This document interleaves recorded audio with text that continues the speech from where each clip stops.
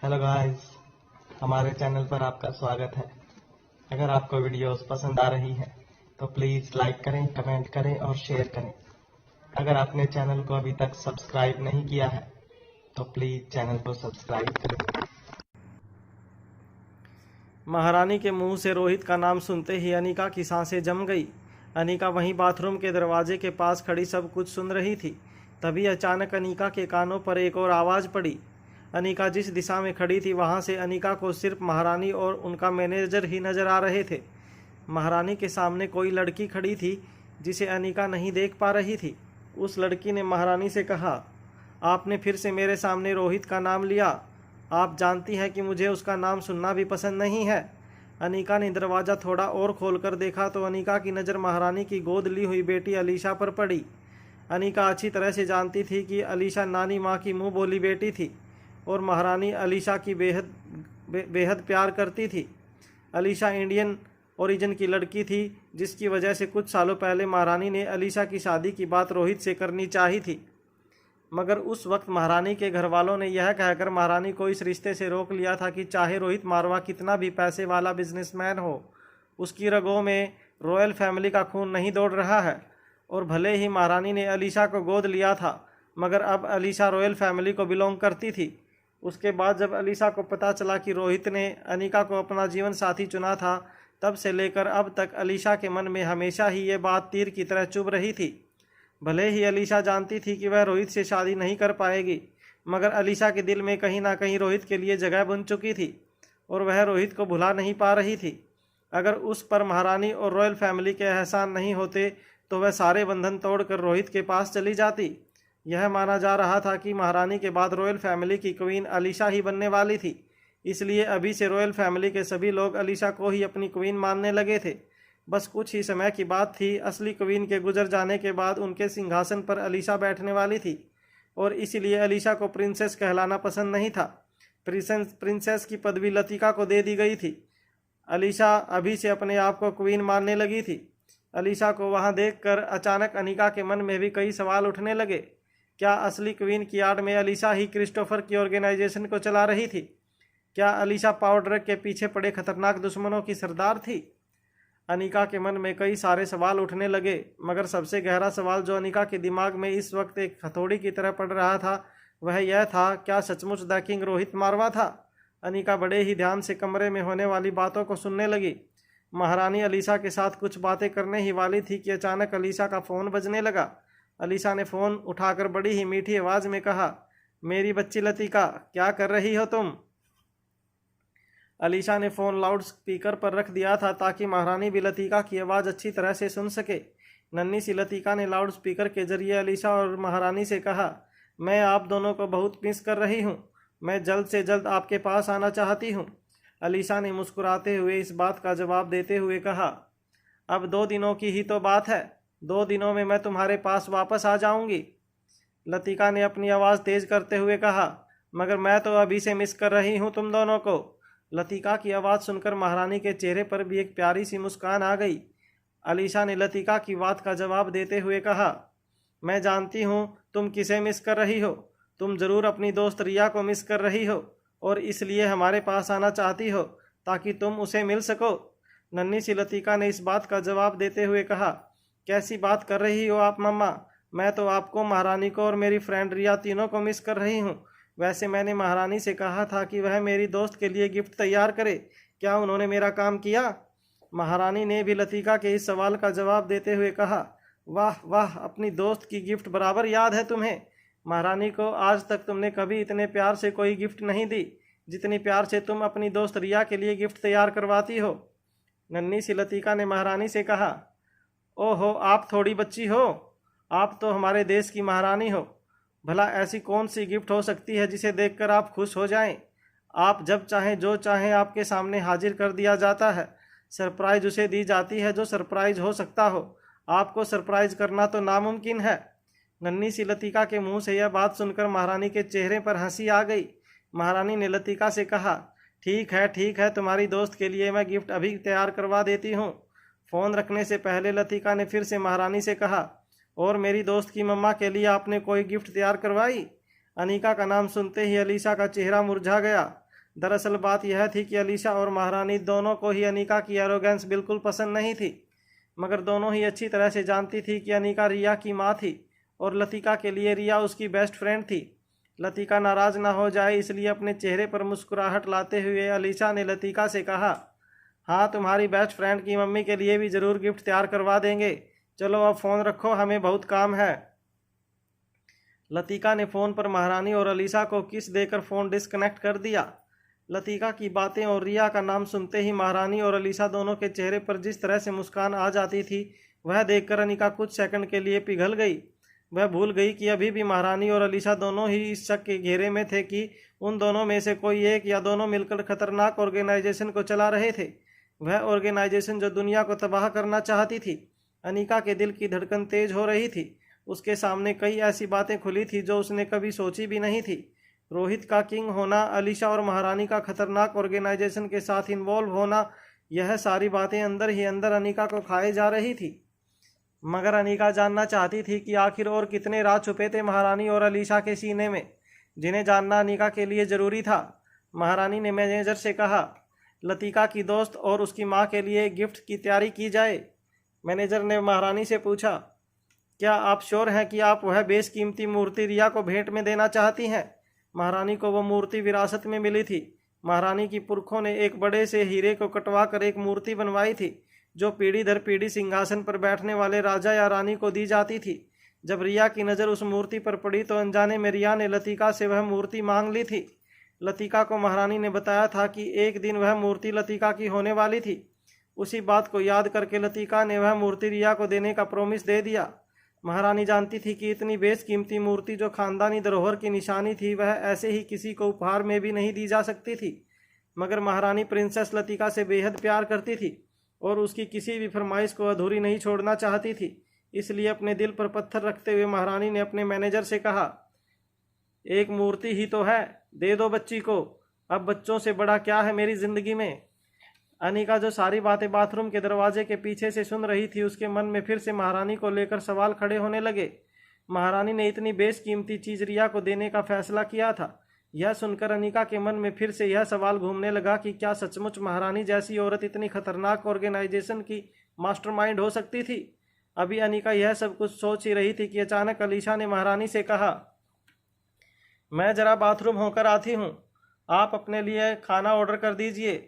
अलीशा की बात सुनते ही अनीका ने हड़बड़ा कर अपने कदम पीछे लिए। अनीका यहाँ वहाँ देखकर अपने छुपने की जगह ढूंढने लगी, मगर इतने बड़े बाथरूम में भी कहीं अनीका को छुपने की कोई जगह नहीं मिली। तभी अनीका ने सोचा कि वह शावर कर्टन्स के पीछे जाकर छिप जाएगी। अलीशा बाथरूम का दरवाज़ा खोलकर अंदर आने ही वाली थी कि तभी अचानक महारानी के प्रेसिडेंशियल स्वीट का दरवाज़ा कोई ज़ोर ज़ोर से खटखटाने लगा। अलीशा और महारानी की मैनेजर दौड़कर दरवाजे के पास गए। अनीका भी फिर से बाथरूम के दरवाजे के पास आकर खड़ी हो गई। दरवाज़ा थोड़ा सा खोलकर अनीका बाहर होने वाली हलचल देखना चाहती थी। अचानक इतनी ज़ोर ज़ोर से महारानी के कमरे पर कौन नॉक कर रहा था, यह बात अनीका की भी समझ के बाहर थी। जब मैनेजर ने सीसीटीवी में देखा कि उनके कुछ क्लोज सिक्योरिटी गार्ड दरवाजे के बाहर खड़े थे तो उन्होंने दरवाज़ा एक रिमोट कंट्रोल के जरिए खोल दिया। दरवाज़ा खुलते ही महारानी का क्लोज सिक्योरिटी गार्ड अंदर आकर कहने लगा, योर मैजेस्टी, हमें अभी इसी वक्त यहाँ से निकलना होगा। होटल बिल्डिंग में आग लग चुकी है और आग किसी भी वक्त इस फ्लोर तक पहुँच सकती है। यह बात सुनकर अनीका हैरान रह गई। अनीका ने बाथरूम की खिड़की से जब झांक कर देखा तब उसे यह एहसास हुआ कि नीचे के सारे फ्लोर आग की गिरफ्त में आ चुके थे। आग की लपटों का फोर्स इतना ज़्यादा था जिसे देखकर अनीका समझ गई थी कि यह आग लगी नहीं थी बल्कि लगाई गई थी। पहले से ही होटल में हर तरफ आसानी से आग फैले उसके लिए हर तरफ बारूद बिछाए गए थे। आग तेजी से ऊपर के फ्लोर की ओर आ रही थी। अनीका अब तक समझ चुकी थी कि महारानी के दुश्मनों ने उन्हें अपने कमरे में ही जलाकर मारने की प्लानिंग की थी। अनीका किसी भी तरह महारानी को बचाना चाहती थी, मगर वह समझ नहीं पा रही थी कि वह महारानी को कैसे भरोसा दिलाए कि वह उन्हें वहां बचाने के लिए आई थी। अनीका ने अपनी जेब से मास्क निकालकर अपने चेहरे पर पहन लिया। आग तेजी से ऊपर की ओर फैल रही थी। महारानी के क्लोज सिक्योरिटी गार्ड ने महारानी से कहा, नीचे के फ्लोर पर फायरिंग शुरू हो गई है। इसका मतलब साफ है कि दुश्मन नहीं चाहते कि हम लोग कमरे से बाहर निकलकर नीचे की ओर जाएं। अगर हमने स्टेयरकेस का इस्तेमाल किया तो वो लोग हमें गोलियों से भून देंगे। ऐसी सिचुएशन में लिफ्ट भी काम नहीं करेगी उन्होंने हमें पूरी तरह से घेर लिया है। सारे के सारे सिक्योरिटी गार्ड्स काफ़ी परेशान नजर आ रहे थे। उनमें से एक सिक्योरिटी गार्ड ने महारानी से कहा, मगर आप फिक्र मत कीजिए, हम मरते दम तक आपको बचाने के लिए लड़ते रहेंगे। यह कहने के बाद वह अपने हाथ में पकड़ी हुई गन को सामने की ओर तान कर कमरे से बाहर निकल गया। उसके पीछे कुछ और सिक्योरिटी गार्ड भी फायरिंग करते हुए कमरे से बाहर निकल गए। कुछ देर बाद उनमें से एक आदमी वापस आकर महारानी की पर्सनल मैनेजर से कहने लगा, हमारा कोई आदमी बच नहीं पाया। उनके लोगों को देखकर ऐसा लग रहा है कि वह लोग पहले से ही प्लानिंग करके आए हैं। उन लोगों ने हमें पूरी तरह से घेर लिया है, हमारा बचना लगभग नामुमकिन है। उस आदमी को डांट लगाते हुए महारानी के पर्सनल मैनेजर ने कहा, तुम क्या कह रहे हो? तुम महारानी के क्लोज सिक्योरिटी ऑफिसर हो, इस तरह की बातें कैसे कर सकते हो? अगर वह लोग तुम्हें गोलियों से मार रहे हैं तो तुम भी उन्हें गोलियों से छलनी कर दो। इस बात पर उस सिक्योरिटी ऑफिसर ने मैनेजर केविन से कहा, उन लोगों को मरने से डर नहीं लग रहा, वह मरने के लिए बिल्कुल तैयार हैं। वह किसी भी हालत में महारानी को यहाँ से जिंदा बचकर निकलने नहीं देना चाहते। जैसे ही अनिका ने उस सिक्योरिटी गार्ड की बात सुनी, अनिका बाथरूम का दरवाज़ा खोलकर बाहर निकली। अनिका को वहां देखकर महारानी और अलीशा दोनों चौंक गई। सिक्योरिटी गार्ड ने तुरंत अपनी गन अनिका की ओर तान दी और एक के बाद एक गोलियां चलाना शुरू कर दिया। जैसे ही महारानी का क्लोज सिक्योरिटी गार्ड धड़ाधड़ अनिका पर गोलियां बरसाने लगा, अनिका एक के बाद एक छलांग लगाती हुई पूरे कमरे में एक तेज तर्रार चीते की तरह यहाँ से वहाँ उछलने लगी। महारानी अच्छी तरह से जानती थी कि जो लड़की इस वक्त कमरे में घुस आई थी वो और कोई नहीं बल्कि उन्हीं की सिक्योरिटी टीम की ब्लैक कैट थी। इसलिए महारानी ने तुरंत अपनी क्लोज सिक्योरिटी गार्ड को फायरिंग करने से रोकते हुए कहा, रुक जाओ, ये हमारी ही टीम की है। कमरे के बाहर से आने वाली गोलियों की आवाज़ जब बढ़ती जा रही थी, अनिका भी अच्छी तरह से जानती थी कि आग किसी भी वक्त महारानी के कमरे तक पहुंच सकती थी और कमरे में नज़रें घुमाते ही अनिका समझ चुकी थी कि कमरा पहले से रिजिड था। कमरे में रखी चादरें, कर्टन, सब कुछ हाईली इन्फ्लेमेबल था। दुश्मनों ने काफ़ी खतरनाक प्लानिंग कर रखी थी। तभी महारानी का एक और क्लोज सिक्योरिटी गार्ड दौड़कर कमरे के अंदर आया और महारानी से ऐसे कहने लगा कि उस खतरनाक अंडरवर्ल्ड ऑर्गेनाइजेशन ने यह हमला करवाया है। उस गार्ड की बात सुनने के बाद मैनेजर केविन ने धीमी आवाज़ में अपने आप से कहा, इसका मतलब है ये हमला क्रिस्टोफर ने किया है। यह कहने के बाद वो मैनेजर मन ही मन कुछ सोचने लगा। अनिका ये सब कुछ सुनकर हैरान रह गई।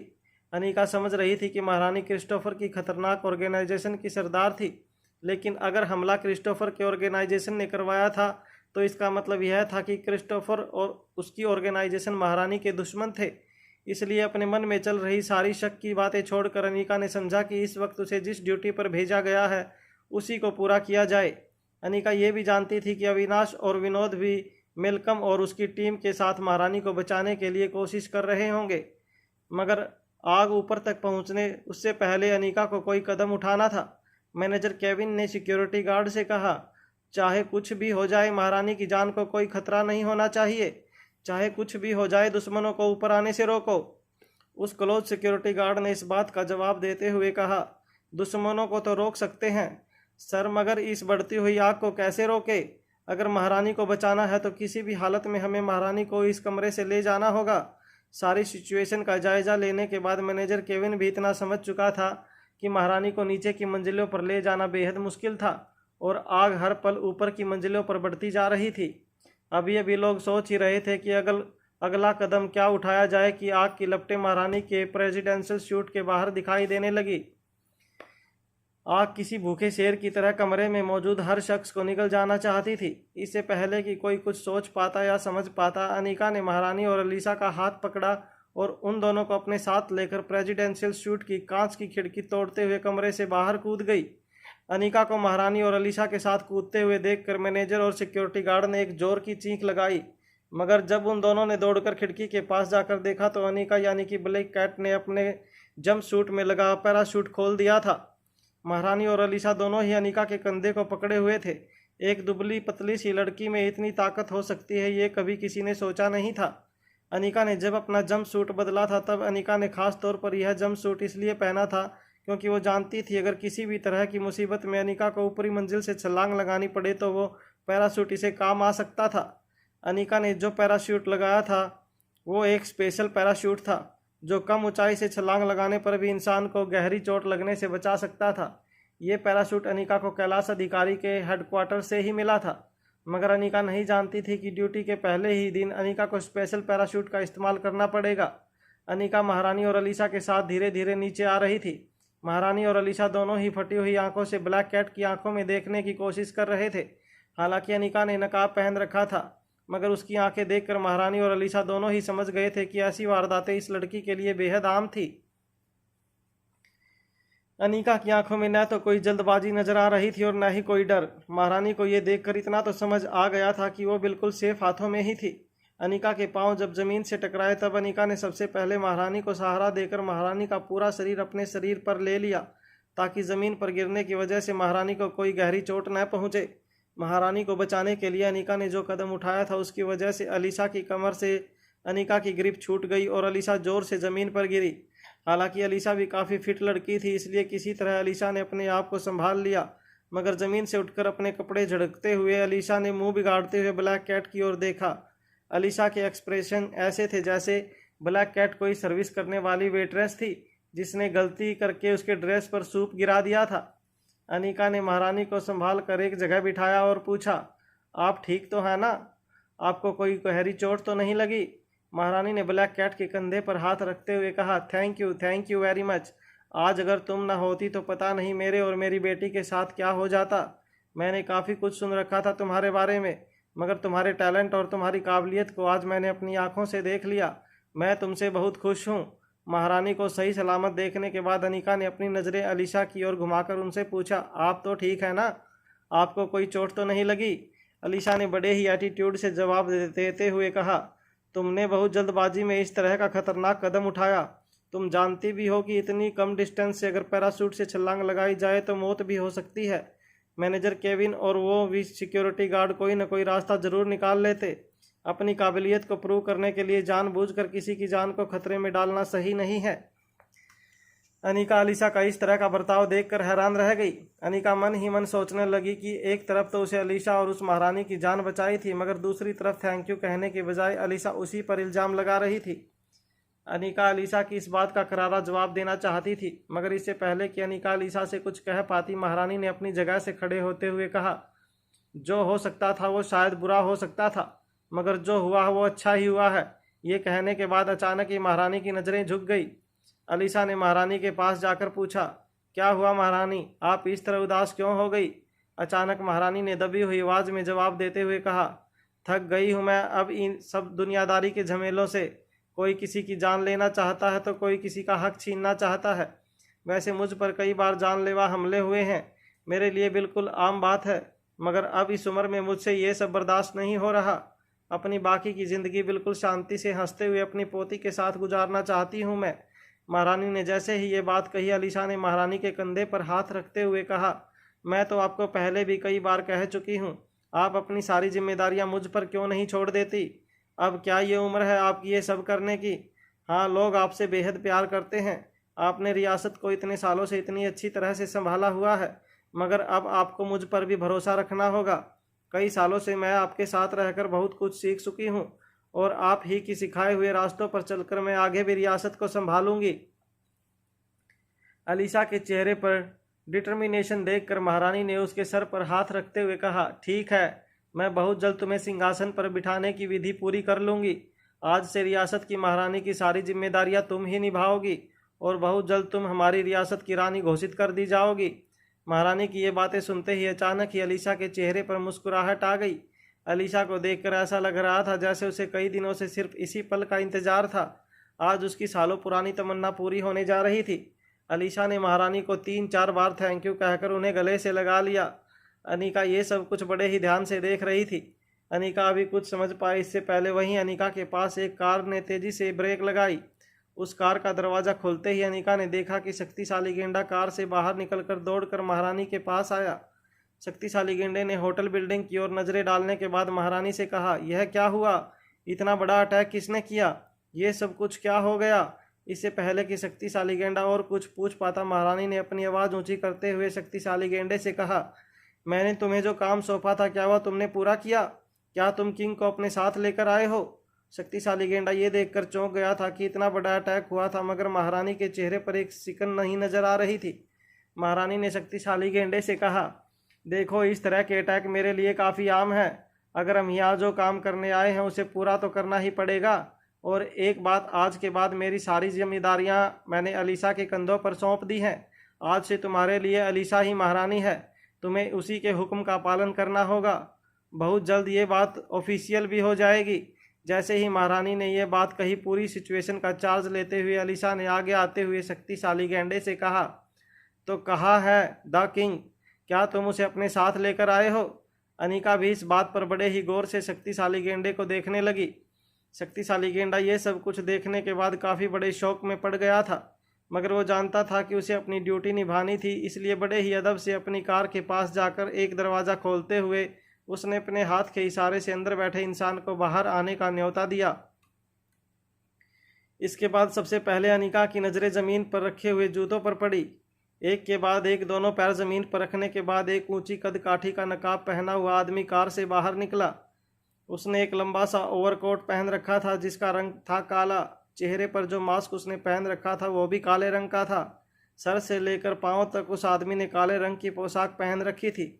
अगर कुछ नज़र आ रहा था तो उस नकाब के बीच से उस आदमी की गहरी कथई आंखें। ये आंखें अनिका ने पहले भी कई बार देखी थी। कार का दरवाज़ा बंद कर देने के बाद शक्तिशाली गेंडे ने उस आदमी को हाथ के इशारे से आगे आने का न्योता देते हुए कहा, आइए द किंग, महारानी आपका इंतजार कर रही हैं। किंग अपनी लेदर शूज़ की आवाज़ करते हुए आगे आया और महारानी के ठीक सामने खड़े होते हुए किंग ने कहा, your majesty, I am deeply honoured जो मुझे आपकी सेवा करने का मौका मिला। किंग ने झुककर बड़ी ही अदब से महारानी का हाथ अपने हाथ में लिया और उनके हाथों को चूमते हुए अपने घुटने ज़मीन पर टेक दिए। महारानी ने मुस्कुराकर रोहित के इस जेस्चर का स्वागत किया और रोहित से कहा, थैंक यू, मेरे बुलाने पर तुम यहाँ पर आए। उम्मीद है रास्ते में तुम्हें किसी भी चीज़ की तकलीफ़ नहीं हुई होगी। मैंने अपने सबसे खास सिक्योरिटी गार्ड को तुम्हारी सिक्योरिटी के लिए भेजा था। आखिर तुम हमारे खास मेहमान जो हो। जलती हुई होटल बिल्डिंग को देखकर रोहित समझ गया था कि महारानी पर बहुत खतरनाक हमला हुआ था, मगर वो जानता था कि महारानी अगर सामने से कोई बात न करे तो कोई उन्हें सामने से कोई सवाल नहीं कर सकता था। जब महारानी ने देखा कि किंग की नज़रें होटल बिल्डिंग पर बार बार जा रही थी, तब महारानी ने भी अपनी नज़रें घुमाकर होटल बिल्डिंग की जलती हुई इमारत की तरफ देखते हुए किंग से कहा, ये छोटे मोटे हमले तो होते ही रहेंगे। जब तक लोग पावर के लिए लड़ते रहेंगे इस तरह के हमले होते ही रहेंगे। महारानी की बात सुनने के बाद किंग ने सिर्फ हाँ में अपना सर हिला दिया। जैसे ही किंग की नज़रें महारानी के पीछे खड़ी ब्लैक कैट पर पड़ी तो किंग के होश उड़ गए।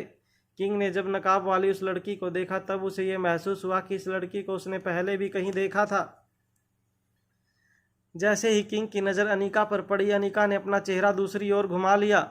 अनिका जानती थी कि उसने चेहरे पर मास्क पहन रखा था, मगर जैसे ही किंग की नज़रें अनिका पर पड़ी, अनिका को ये महसूस होने लगा जैसे किंग की नज़रें अनिका के मास्क को चीरती हुई उसके चेहरे को देख रही थी। महारानी के ठीक पीछे खड़ी अलीशा आगे बढ़कर किंग के पास आई और किंग की ओर अपना हाथ बढ़ाते हुए कहने लगी, आपसे मिलकर मुझे बहुत खुशी हुई। उम्मीद है आपके सारे बच्चे बिल्कुल हेल्दी और तंदुरुस्त हैं। अलीशा ने अपना एक हाथ किंग की ओर बढ़ा कर रखा था, मगर किंग ने अलीशा की बातों पर ज़्यादा ध्यान नहीं दिया। तभी महारानी ने अलीशा के कंधे पर हाथ रखते हुए किंग से कहा, आज से सारे कामकाज की जिम्मेदारियां मैं अलीशा के कंधे पर डालने वाली हूं। यूं समझ लो कि आज से अलीशा ही द क्वीन है। रियासत की महारानी आज से अलीशा है। ये बात सुनते ही किंग ने तुरंत अपनी नज़रें झुका ली और अलीशा के सामने झुकते हुए उसका एक हाथ अपने हाथ में पकड़ा और उसके हाथों को चूमते हुए किंग ने अलीशा से कहा, उम्मीद है नहीं महारानी को अब कोई परेशानी न हो। आपकी निगरानी में फ्रांस की रियासत बिल्कुल उसी तरह प्रगति के रास्ते पर चलेगी जिस रास्ते पर बड़ी महारानी ने उसे चलना सिखाया था। आपको अपना नया सफ़र मुबारक हो। किंग ने अलीशा के हाथ को चूमने के बाद अपनी नज़रें झुकाए रखी। किंग को इस तरह से बर्ताव करता हुआ देखकर अलीशा के चेहरे पर एक मुस्कान आ गई। उसे देखकर ऐसा लग रहा था जैसे उसने किंग की जंग में जीत हासिल कर ली हो। किंग को फिर से खड़े होने का इशारा करते हुए अलीशा ने कहा, वैसे मैं आपकी मंगेतर को भी अच्छी तरह से जानती हूँ। ये कह सकते हैं कि हम दोनों दोस्त हैं। आप तो अच्छी तरह से जानते हैं कि महारानी की ही परंपरा को आगे बढ़ाते हुए मैंने भी एक बच्ची गोद ली है जिसे मैं बेहद प्यार करती हूँ। प्रिंसेस लतिका की बेस्ट फ्रेंड अगर इस दुनिया में कोई है तो वो है आपकी बेटी रिया। सचमुच बड़ी ही मासूम और प्यारी है। महारानी अलीशा के मुंह से अपनी बेटी की तारीफ सुनकर किंग के चेहरे पर मुस्कान आ गई, जो मास्क की वजह से और कोई नहीं देख पा रहा था। किंग ने जवाब देते हुए कहा, सचमुच वो है ही बड़ी प्यारी, मुझे लगता है अपनी माँ पर गई है। किंग की बात सुनते ही अलीशा के चेहरे पर फिर से उदासी आ गई। अलीशा ने फिर से अपने आप को संभालते हुए किंग से कहा, वैसे आपकी मंगेतर पहले तो काफ़ी मोटी थी, मगर अब मैंने सुना है कि उसने काफ़ी वेट रिड्यूस कर लिया है और काफ़ी खूबसूरत हो गई है। तो मुझे देखकर आपको क्या लगता है, हम दोनों में ज़्यादा खूबसूरत कौन है, मैं या आपकी मंगेतर? अचानक ही किंग ने अलीशा के मुंह से ये बात सुनने के बाद अपनी नज़रें पीछे खड़ी ब्लैक कैट पर डाली। ब्लैक कैट यानी कि अनिका समझ नहीं पा रही थी कि बार बार किंग उसकी तरफ क्यों देख रहा था। क्या किंग यानी कि रोहित को ये शक हो गया था कि नकाब के पीछे जो लड़की खड़ी थी वो ही अनिका थी? मगर अनिका जानती थी कि ऐसा गैस करना रोहित के लिए बेहद मुश्किल था। कुछ देर बाद अपनी नज़रें ब्लैक कैट से हटाते हुए किंग ने अलीशा की ओर देखकर कहा, आपका व्यक्तित्व ज़्यादा महान है। हालांकि किंग ने ये नहीं कहा था कि दोनों में से ज़्यादा खूबसूरत क्वीन अलीशा थी, मगर क्वीन के व्यक्तित्व के महान होने के बारे में सुनकर अलीशा के चेहरे पर एक बड़ी सी मुस्कान आ गई। किंग की इस बात पर इतराते हुए अलीशा ने कहा, वैसे मैंने ये जवाब एक्सपेक्ट नहीं किया था। बड़ी महारानी अच्छी तरह से जानती थी कि अलीशा किंग यानी कि रोहित को कितना पसंद करती थी और इसलिए इस वक्त वो अपने इमोशंस पर कंट्रोल नहीं पा रही थी। महारानी अच्छी तरह से जानती थी कि ब्लैक कैट और उनके सबसे करीबी सिक्योरिटी गार्ड शक्तिशाली गैंडे के सामने इस तरह की बातें करना राजघराने की नई महारानी को शोभा नहीं देता था। इसलिए एक तरकीब निकालते हुए बड़ी महारानी ने अलीशा के कंधे पर हाथ रखते हुए कहा, मुझे लगता है कि अभी आप लोगों को काफ़ी सारी बातें करनी है। आप लोग 3 साल के बाद मिले हो, एक दूसरे से काम की भी कई सारी बातें करनी होंगी। मुझे लगता है कि आप लोगों को साथ डिनर करना चाहिए ताकि डिनर पर खाने के साथ साथ काम की भी बातें की जा सके, बड़े ही इत्मीनान के साथ। अलीशा को महारानी का ये आइडिया बहुत ही पसंद आया था, इसलिए अपने दोनों हाथ मसलते हुए और अपने चेहरे पर एक बड़ी सी मुस्कान लिए अलीशा ने कहा, हाँ हाँ यही सही रहेगा, अनलेस मिस्टर किंग को और कोई मीटिंग अटेंड करनी हो या किसी और से डिनर का वादा किया हो। किंग ने बड़े ही अदब से अपना सर झुकाकर अलीशा से कहा, नहीं नहीं, आपका हुक्म सर आँखों पर। राजघराने के साथ मेरे रिश्ते पहले से बेहद अच्छे रहे हैं। मैं उनकी किसी भी काम में मदद आ सकूं तो ये मेरी खुशकिस्मती होगी। दरअसल जब भी इससे पहले किंग से अलीशा की मुलाकात हुई थी, किंग ने अलीशा को ज़्यादातर इग्नोर ही किया था, मगर आज किंग बड़ी ही अदब से और बड़ी ही रिस्पेक्ट के साथ अलीशा के साथ बात कर रहा था। ये देखकर अलीशा के मन में ये उम्मीद भी जागने लगी थी कि शायद किंग अब उसे पसंद करने लगा था। इसलिए तुरंत किंग की बात का जवाब देते हुए अलीशा ने कहा, ठीक है, तो एक काम करते हैं कि ठीक 1 घंटे के बाद पास ही किसी अच्छी सी रेस्टोरेंट में हमारी मीटिंग फिक्स कर देते हैं। तब तक आप फ्रेश हो जाइए, आराम भी कर लीजिए। होटल बिल्डिंग में आग लग चुकी थी और लगभग पूरी बिल्डिंग जलकर खाक हो चुकी थी, मगर कुछ ही देर में बगल वाली होटल की प्रेसिडेंशियल सूट में महारानी और अलीशा के रहने का इंतजाम कर दिया गया था। जिन अटैकर्स ने आग लगाई थी और महारानी पर अटैक प्लान किया था, उन सारे शूटर्स को मार गिराया गया था। किंग के लिए भी उसी होटल में एक डीलक्स शूट बुक करवा लिया गया था। शक्तिशाली गैंडे ने अपने आदमियों से कहकर किंग को उसके साथ भिजवा दिया। किंग जाते हुए भी लगातार पीछे मुड़कर ब्लैक कैट की ओर देख रहा था। ब्लैक कैट के ठीक आगे नई रानी अलीशा खड़ी थी। अलीशा को ऐसे लग रहा था कि किंग बार बार पीछे मुड़कर उसकी तरफ देख रहा था। वो नहीं जानती थी कि किंग की नज़रें उसके पीछे खड़ी ब्लैक कैट पर थी। ब्लैक कैट यानी कि अनिका किंग को देखकर ये समझ चुकी थी कि किंग और कोई नहीं बल्कि सचमुच रोहित मारवा ही था। हालांकि किंग की आवाज़ में कुछ ज़्यादा ही भारीपन था रोहित के मुकाबले, मगर फिर भी अनिका इतना समझ चुकी थी कि ये नकाब के पीछे जो आदमी था वो जरूर रोहित मारवा था। मगर अनिका ये देखकर हैरान थी कि रोहित बार बार पीछे मुड़कर उसकी तरफ क्यों देख रहा था। क्या रोहित यानी कि किंग को शक हो गया था कि ब्लैक कैट के नकाब के पीछे और कोई नहीं बल्कि खुद अनिका थी? जब अनिका ये सब कुछ सोच ही रही थी कि अचानक बड़ी महारानी अनिका के पास आई और कहने लगी, आज से तुम नई रानी अलीशा की सिक्योरिटी गार्ड होगी, तो हमेशा उसके आसपास ही रहना। इस दुनिया में अलीशा के अलावा मेरा और कोई नहीं है और उसकी सिक्योरिटी के लिए मुझे तुमसे ज़्यादा भरोसा किसी और पर नहीं है। अलीशा लगातार आगे जा रहे किंग की ओर देख रही थी। कुछ देर बाद किंग दूसरी होटल की लॉबी के अंदर चला गया। अलीशा और बड़ी महारानी के आसपास एक बहुत बड़ी परेड जमा हो गई। महारानी और अलीशा शक्तिशाली गैंडे और ब्लैक कैट के साथ अपने नए होटल के प्रेसिडेंशियल सूट की ओर आगे बढ़ने लगे। अलीशा ने एक बड़ा सा गाउन पहन रखा था, जिसे अपने दोनों हाथों में उठाकर धीरे धीरे अलीशा रास्ता क्रॉस करने लगी। अलीशा के चेहरे पर काफ़ी खुशी नजर आ रही थी। किंग को मिलने की वजह से उसके गाल गुलाबी हो गए थे। बड़ी महारानी समझ रही थी कि अलीशा काफ़ी एक्साइटेड हो गई थी। अलीशा ने मुड़कर बड़ी रानी से कहा, आपने देखा कि किंग अब मेरे साथ कितनी अदब से बात करता है। हालांकि बड़ी महारानी अच्छी तरह से जानती थी कि किंग ने अलीशा को जो रिस्पेक्ट दिखाई थी वो रिस्पेक्ट अलीशा की नहीं बल्कि राजगद्दी की थी, मगर वो अलीशा का दिल नहीं तोड़ना चाहती थी। इसलिए बड़ी ही धीमी आवाज़ में महारानी ने अलीशा से कहा, बिल्कुल, तुम हो ही इतनी खूबसूरत। महारानी की बात सुनते ही अलीशा ने हैरानी से महारानी की ओर देखा और कहा, तो क्या मैं पहले खूबसूरत नहीं थी? इससे पहले कि महारानी अलीशा की इस बात का कोई जवाब दे पाती, अलीशा ने मन ही मन कुछ सोचने के बाद महारानी से कहा, हो सकता है कि पहले मैं शायद इतनी ज़्यादा अट्रैक्टिव नहीं थी, लेकिन पिछले कुछ सालों में मैंने काफ़ी एक्सरसाइज की है और साथ ही साथ मैं योगा भी करती हूँ। हो सकता है कि उसकी वजह से मेरे चेहरे की खूबसूरती और भी ज़्यादा बढ़ गई हो। आपको क्या लगता है?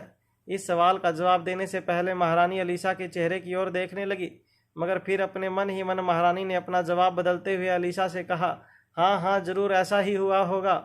महारानी की इस बात को सुनते ही अलीशा के चेहरे पर एक बड़ी सी मुस्कान आ गई। जैसे ही अलीशा महारानी के साथ नई होटल के एलिवेटर के पास पहुंची, अलीशा की नज़रें लॉबी में लगे हुए एक बड़े से आईने पर पड़ी। अलीशा अपने चेहरे को देखकर हैरान रह गई। जो आग लगी थी उसकी वजह से अलीशा के चेहरे पर काफ़ी कालिख लगी हुई थी। उसके बाल भी काफ़ी हद तक बिखरे हुए और फनी लग रहे थे। अपने चेहरे को देखकर अलीशा मन ही मन अपने आप से नाराज़ होने लगी। अलीशा के चेहरे पर काफ़ी फ्रस्ट्रेशन नज़र आ रहा था। अलीशा ने महारानी की ओर देखकर कहा, मेरी हालत तो बहुत ही ख़राब है। मैं तो किसी कार्टून फिल्म की कार्टून जैसी लग रही हूँ और आपने मुझे कहा कि मैं खूबसूरत नज़र आ रही हूँ। आपने मुझसे झूठ क्यों कहा? महारानी ने अपनी आवाज़ दबाते हुए अलीशा से कहा, नहीं नहीं, ऐसा नहीं है। हाँ, आग लगने की वजह से थोड़ा सा कालापन नज़र आ रहा है तुम्हारे चेहरे पर, मगर मेरा यकीन मानो ये कालापन तो ठीक वैसे ही जैसे इतने खूबसूरत चांद पर एक दाग होता है।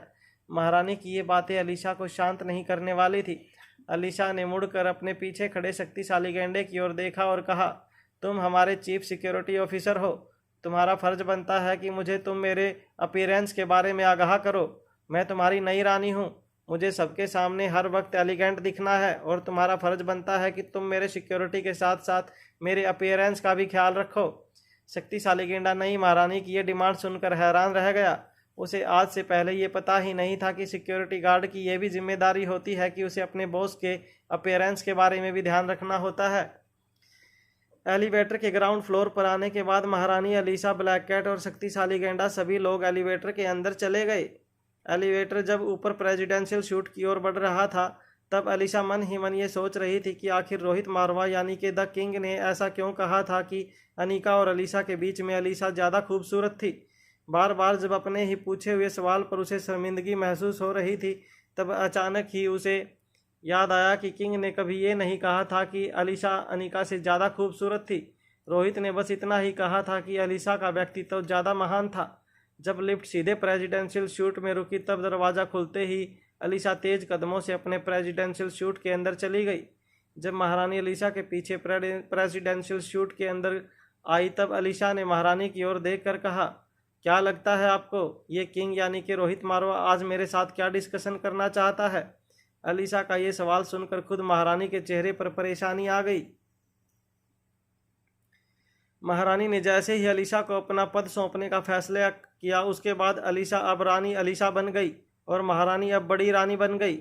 बड़ी रानी खुद भी ये नहीं जानती थी कि आखिर किंग कितनी दूर तक उन्हें मिलने क्यों आया था। बड़ी रानी अच्छी तरह से जानती थी कि किंग को ज़रूर उनसे कोई ऐसा काम था जो किंग के बिजनेस के लिए बेहद ज़रूरी था। बिना मतलब के किंग अलीशा को इतनी रिस्पेक्ट नहीं दे सकता था। ये बात तो खुद बड़ी रानी भी जानती थी, क्योंकि किंग को ये पता था कि अलीशा को किंग पर क्रश था, मगर किंग को अलीशा बिल्कुल पसंद नहीं थी। मगर आज अचानक ही किंग के बदले हुए तेवर देखकर बड़ी रानी समझ गई थी कि ज़रूर किंग अपना कोई बहुत ही खास काम निकलवाना चाहता है। प्रेसिडेंशियल शूट के बाहर ही शक्तिशाली गेंडा और ब्लैक कैट यानी कि अनीका पहरा देने लगे। बड़ी रानी और अलीशा अंदर के कमरे में चले गए। उनके अंदर जाने के बाद अनीका बड़े ही ध्यान से अपने सामने खड़े शक्तिशाली गेंडे को ऑब्जर्व कर रही थी। हालांकि शक्तिशाली गेंडे को ब्लैक कैट यानी कि अनीका पर किसी भी तरह का शक नहीं था। शक्तिशाली गेंडे को लगा था कि ब्लैक कैट ने जानबूझकर अपनी जान खतरे में डालकर बड़ी रानी और अलीशा की जान सिर्फ इसलिए बचाई थी ताकि वो लोग उन लोगों के करीब पहुंच सकें। एक सिक्योरिटी एजेंसी के लिए रानी का क्लोज सिक्योरिटी गार्ड बनना कितना अहम हो सकता था, ये बात भी शक्तिशाली गेंडा अच्छी तरह से जानता था। इसलिए इसे महज एक बिजनेस स्ट्रेटजी के अलावा शक्तिशाली गेंडे ने और किसी नज़रिए से देखा ही नहीं था। मगर शक्तिशाली गेंडे के सामने खड़ी अनीका ये जानने की कोशिश कर रही थी कि आखिर शक्तिशाली गेंडा कौन से सीक्रेट मिशन पर था। कुछ देर बाद बड़ी रानी और अलीशा प्रेसिडेंशियल सूट के बाहर आए।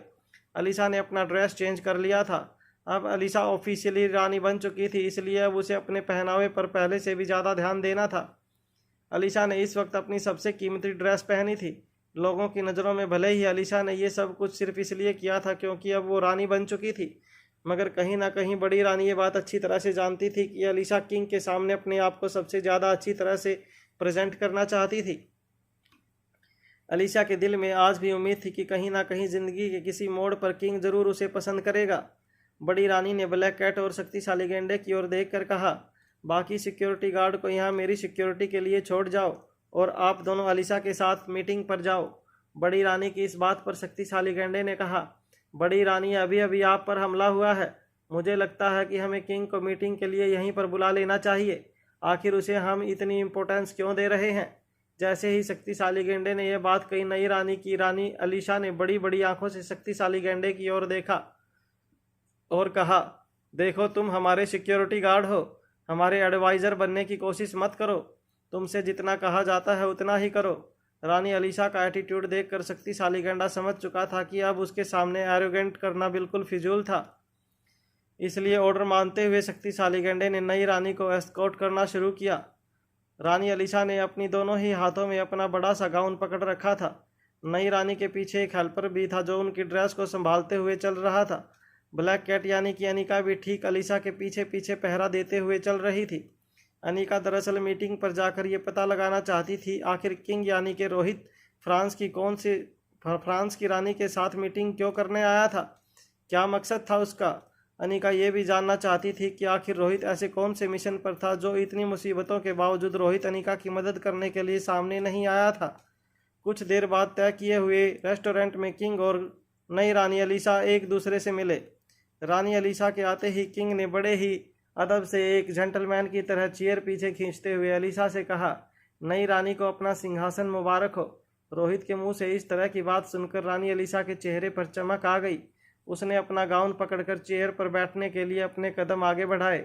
रोहित ने बड़े ही आराम से रानी अलीशा को चेयर पर बिठाने के बाद उसके ठीक पीछे खड़ी ब्लैक कैट की ओर देखा। अचानक ही अपनी नज़रें चुराकर रोहित रानी अलीशा के सामने वाली चेयर पर जाकर बैठ गया। रानी अलीशा अच्छी तरह से जानती थी रोहित मारवा अपनी आइडेंटिटी आम लोगों के सामने डिस्क्लोज करना नहीं चाहता था, इसलिए रानी अलीशा रोहित को किंग के नाम से ही बुलाती रही। रानी अलीशा ने कहा, तो मुझे बताइए, किंग को मुझसे क्यों मिलना था, क्या बात करनी थी मेरे साथ। इससे पहले कि किंग इस बात का कुछ जवाब दे पाता, रानी अलीशा ने उसे रोकते हुए कहा, पहले कुछ ऑर्डर कर लिया जाए, मैं तुम्हारी पसंद नापसंद अच्छी तरह से जानती हूँ। ये कहने के बाद रानी अलीशा ने पास खड़े एक वेटर से कहा, मेरे और सर के लिए एक्जोटिक बॉइल्ड वेजिटेबल्स का प्लेटर लेकर आओ।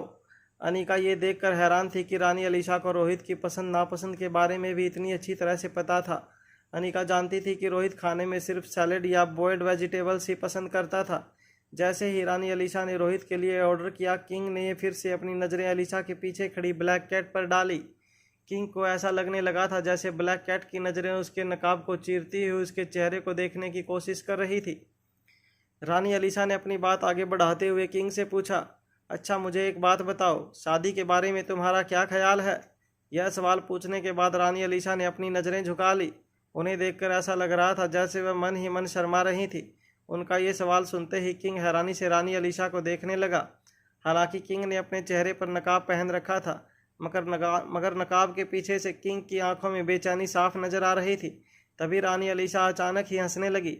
किंग की बेचैनी देखकर हंसते हंसते रानी अलीशा ने अपने मुंह पर अपना एक हाथ रख लिया। रानी अलीशा जानती थी कि अब वो रानी बन चुकी थी, इसलिए इस तरह सबके सामने दिल खोलकर हंसना उसे शोभा नहीं देता था। वो अभी अभी रानी बनी थी, उसे जल्द से जल्द एक रियासत की रानी होने के तौर तरीके सीखने थे। जितनी जल्दी वह एक रानी होने की मैनर्स और एटिकेट सीखेगी, उतनी ही जल्दी वह इस रोल में कंफर्टेबल महसूस करेगी। यह बात वह भी अब अच्छी तरह से जानती थी।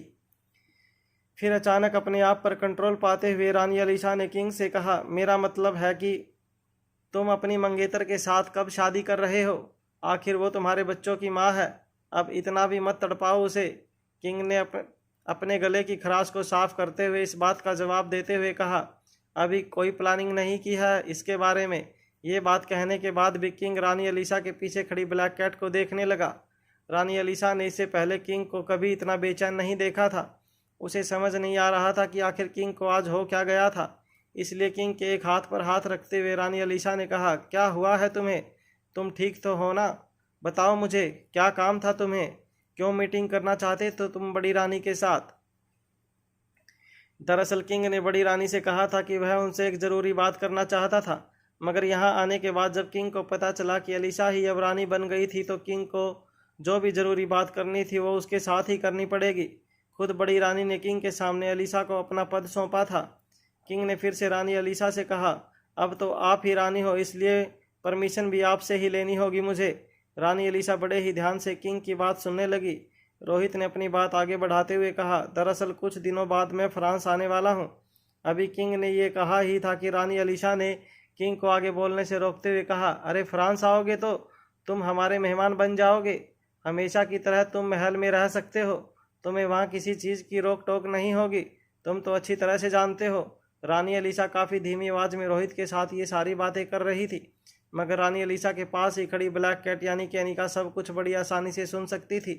दोबारा ब्लैक कैट की ओर नज़रें घुमाने के बाद रोहित ने रानी अलीसा को कुछ कहने की कोशिश की, मगर फिर से रानी अलीसा ने रोहित को रोकते हुए कहा, हमेशा की तरह तुम्हारे लिए महल में रहने का बंदोबस्त कर दिया जाएगा। रानी अलीसा बार बार हमेशा की तरह जैसे शब्दों का प्रयोग कर रही थी। इससे ये पता चलता था कि रोहित पहले भी कई बार इस तरह महल में जाकर रह चुका था, मगर सच्चाई ये थी कि आज से पहले सिर्फ 1 या 2 ही बार रोहित बड़ी रानी के महल में गया था। रोहित ने इस बार अपनी बात आगे बढ़ाते हुए कहा, दरअसल मैं अकेला नहीं आऊँगा, मेरे साथ कुछ लोग भी होंगे। रोहित की बात सुनने के बाद रानी अलीसा ने बड़ी ही धीमी और प्यारी आवाज़ में रोहित से कहा, फ्रांस में अगर तुम्हारा कोई मेहमान है तो वो हमारा भी मेहमान हुआ, राजघराने का मेहमान हुआ। तुम्हारे सारे गेस्ट को लेकर तुम महल में रह सकते हो। वैसे कितने गेस्ट हैं तुम्हारे? रानी अलीसा ने सोचा था कि रोहित शायद अपने 2-3 गेस्ट के साथ महल में रहने की परमिशन चाहता था। तभी रोहित ने रानी अलीसा से कहा, देखिए मैं ये जानना चाहता हूँ कि क्या इतने सारे लोगों को अकोमोडेट करने की तैयारियाँ पूरी हो जाएंगी? रोहित की इस बात पर रानी अलीसा हैरानी से अनिका की ओर देखने लगी। अनिका यानी कि ब्लैक कैट समझ गई थी कि रानी अलीसा चाहती थी कि वो अपने कदम कुछ पीछे बढ़ाए, जिससे वो रोहित और रानी अलीसा के बीच हो रही पर्सनल बातें न सुन सके। अनिका ने भी 2 कदम पीछे लिए, मगर अभी भी वो रानी अलीसा और रोहित के बीच होने वाली सारी बातें क्लियरली सुन सकती थी। रानी अलीसा ने धीमी आवाज़ में किंग से कहा, ये तुम क्या कह रहे हो सबके सामने? तुम जानते हो कि राजमहल कितना बड़ा है और वहाँ पर कभी किसी भी चीज़ की कमी नहीं हो सकती, न जगह की न मेहमान नवाजी की। इस तरह से तुम राजघराने की तौहीन कैसे कर सकते हो? रोहित ने इस बात का जवाब देते हुए कहा, नहीं नहीं, आपने तो मेरी बात का गलत मतलब ले लिया है। मैं तो सिर्फ इसलिए पूछ रहा था क्योंकि मेरे साथ जो गेस्ट आने वाले हैं उनकी संख्या कुछ ज़्यादा है। इस बात पर रानी अलीसा के चेहरे पर मुस्कुराहट आ गई। रानी अलीसा ने अपनी पीठ सीधी करते हुए रोहित से पूछा, कितने लोग आएंगे? 10-15? आखिर कितने मेहमान आने वाले हैं? इसके बाद रोहित ने जो कहा उसे सुनकर रानी अलीसा के होश उड़ गए। रोहित ने कहा, वैसे मेरे साथ 100 लोग होंगे। रानी अलीसा समझ नहीं पा रही थी कि रोहित 100 लोगों को लेकर राजमहल में क्यों आना चाहता था। आखिर 100 लोगों के साथ किंग कौन से मिशन पर निकलने वाला था? अपनी हैरानी साफ दिखाते हुए रानी अलीसा ने रोहित से कहा, 100 लोग? तुम करना क्या चाहते हो? कहीं महल पर हमला तो नहीं करना चाहते? 100 लोगों की फौज होती है, 100 लोगों के जमावड़े को गेस्ट नहीं कहा जाता। वैसे तुम्हें काम क्या है? रोहित ने कहा कि बस यूं ही बिजनेस के सिलसिले में है। रोहित जब रानी अलीसा के साथ बातें कर रहा था तब भी उसकी नज़रें बराबर ब्लैक कैट पर जमी हुई थी। अब तो अनिका भी ये जानना चाहती थी कि आखिर रोहित कौन से मिशन पर निकला था। 100 लोगों के साथ वो फ्रांस की रानी के राजमहल में क्यों घुसना चाहता था? रानी अलीसा ने रोहित से पूछा, मुझे बताओ कि काम क्या है, उसके बाद ही मैं तुम्हें 100 लोगों के साथ राजमहल में रहने की परमिशन दे सकती हूँ। बताओ तुम्हारा मिशन क्या है? वेटर ने एक्जोटिक बॉयल वेजिटेबल्स का एक बड़ा सा प्लेटर किंग और रानी अलीसा के सामने रख दिया। जब दोनों की प्लेट्स में खाना सर्व किया गया तब किंग एक चम्मच और फोर्क लेकर अपनी प्लेट से खाना शुरू कर दिया। रानी अलीसा ये सब कुछ देखकर काफ़ी चौंक गई। उन्होंने अपना सवाल दोहराते हुए पूछा, मैंने तुमसे पूछा है कि किंग तुम 100 लोगों को लेकर राजमहल में लाना चाहते हो, तो आखिर किस मिशन पर हो तुम? खाना चबाते हुए किंग ने कहा, कुछ बिजनेस मीटिंग रखनी है बस। रानी अलीसा समझ नहीं पा रही थी कि आखिर ऐसी कौन सी बिजनेस मीटिंग किंग करना चाहता था जिसके लिए 100 लोगों को अपने साथ वो राजमहल ले आना चाहता था। हालांकि रानी अलीसा किंग की किसी भी बात को टाल नहीं सकती थी, मगर अब वो जानती थी कि वो रियासत की रानी है और राजमहल के कुछ नियम कानून थे जिसे उसे फॉलो करना ही होगा। परेशान रानी अलीसा ने कुछ देर मन ही मन सोचने के बाद किंग से कहा, नहीं, 100 लोगों का तो राजमहल में प्रवेश करवा पाना बेहद मुश्किल है। चम्मच और फोक से खाना खाते हुए किंग ने दोबारा रानी अलीसा से पूछा, तो फिर 90 का कर दीजिए। अलीसा समझ नहीं पा रही थी कि इतने ज़्यादा लोगों के साथ किंग क्या मीटिंग करना चाहता था। अपना सवाल दोहराते हुए रानी अलीसा ने फिर से किंग से पूछा, क्या मैं जान सकती हूँ कि तुम करना क्या चाहते हो? किंग ने भी अपना जवाब दोहराते हुए कहा ना, मैं तुमसे बिजनेस मीटिंग है। ये कहने के बाद किंग बड़े ही आराम से अपना खाना खाता रहा, मगर रानी अलीसा गहरी सोच में डूब चुकी थी। वो जानती थी कि वो जिस तरह से 90 लोगों की राजमहल में रहने की इजाज़त नहीं दे सकती थी, इसलिए अपने दिल पर पत्थर रखकर उसने किंग से कहा, सॉरी, मैं तुम्हें ये परमिशन नहीं दे सकती।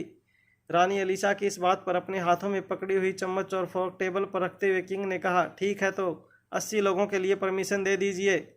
इस बार रानी अलीसा ने भी अपनी आवाज़ ऊंची करते हुए कहा, देखो, मैक्सिमम मैं 20 लोगों के लिए तुम्हें इजाज़त दे सकती हूँ।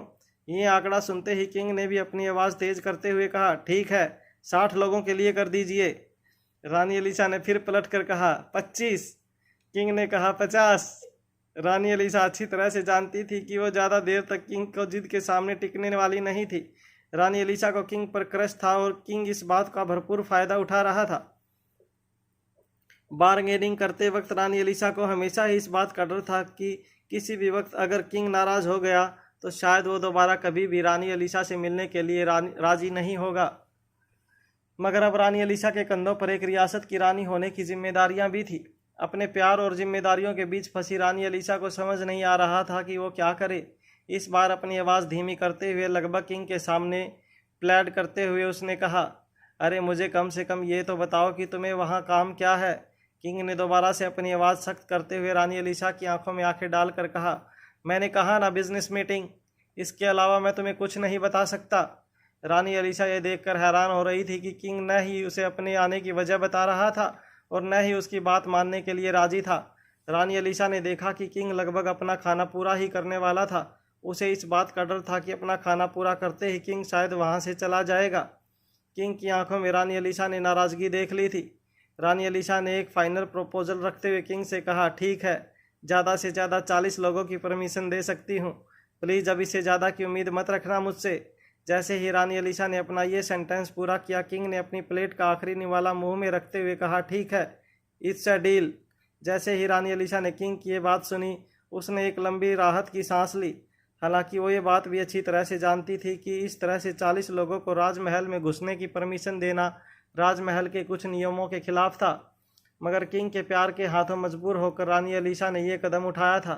जब रानी अलीसा ने देखा कि किंग ने उसकी बात मान ली थी, तब उसने भी अपना चम्मच और फोर्क उठाकर अपनी प्लेट से खाना शुरू किया।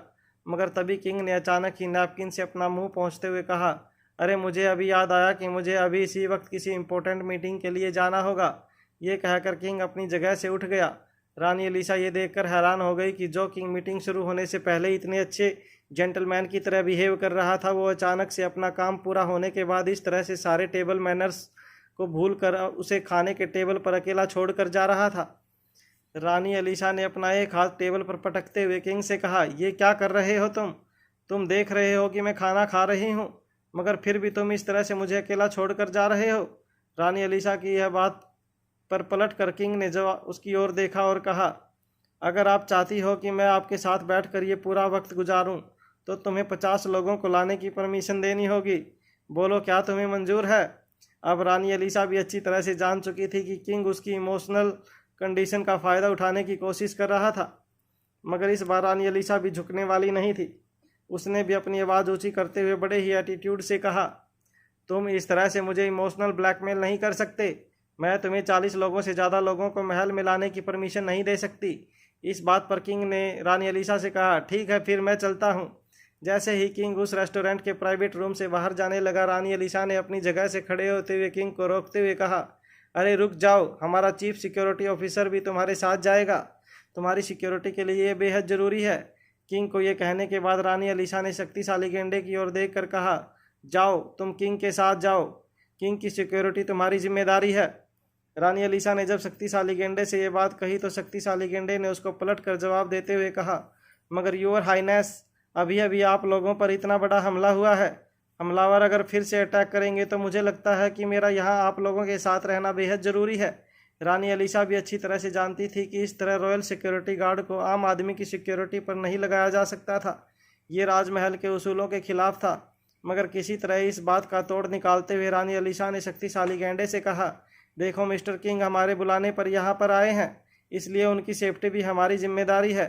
और फिर हमारी सिक्योरिटी के लिए यहाँ पर और भी तो लोग हैं।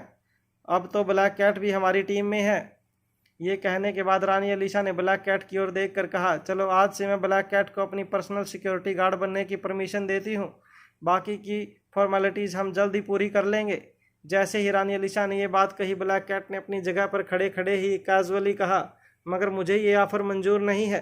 ब्लैक कैट की ये बात सुनकर रानी अलीशा और शक्तिशाली गेंडे दोनों ही चौंक कर ब्लैक कैट की ओर देखने लगे।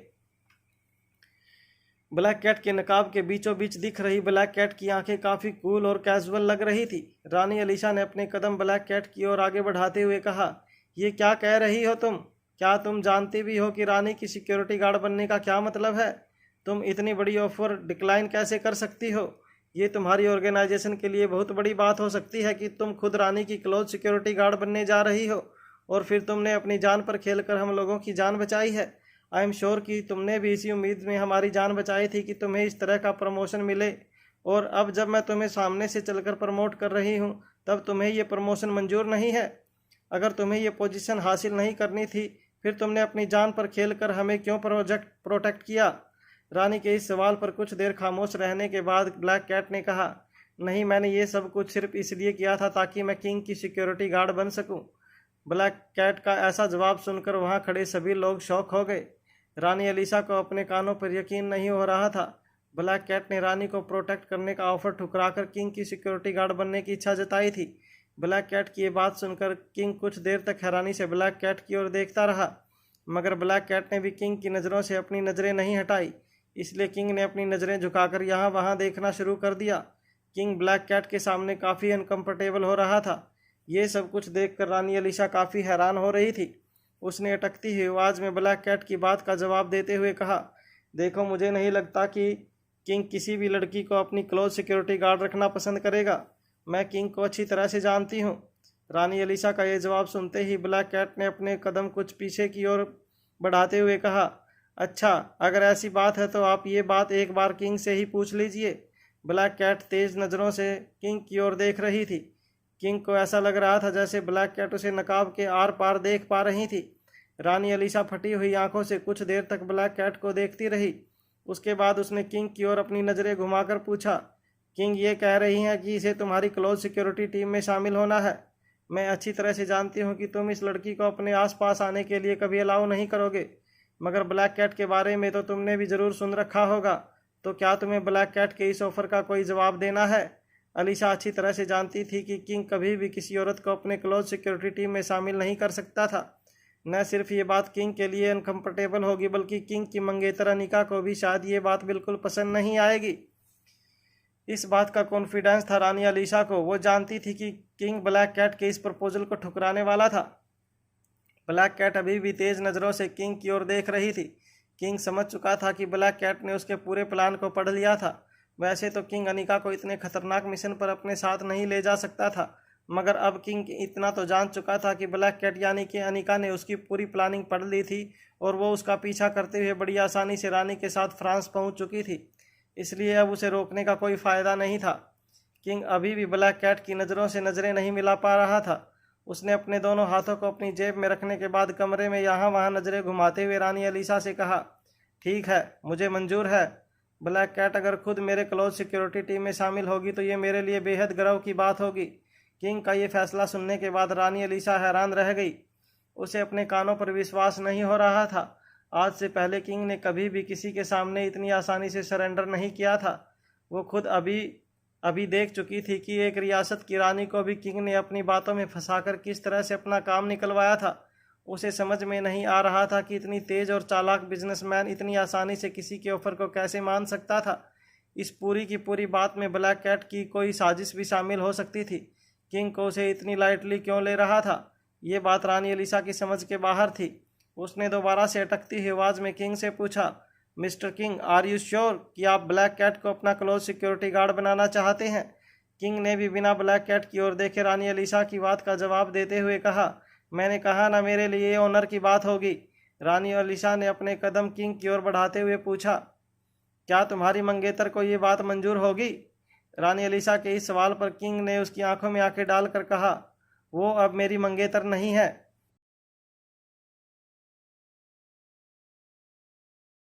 हेलो गाइस, हमारे यूट्यूब चैनल पर आपका स्वागत है। अगर आपको वीडियो पसंद आ रही है तो प्लीज़ लाइक करें, कमेंट करें और शेयर करें। अगर चैनल को अभी तक आपने सब्सक्राइब नहीं किया है तो चैनल को सब्सक्राइब ज़रूर कर लें।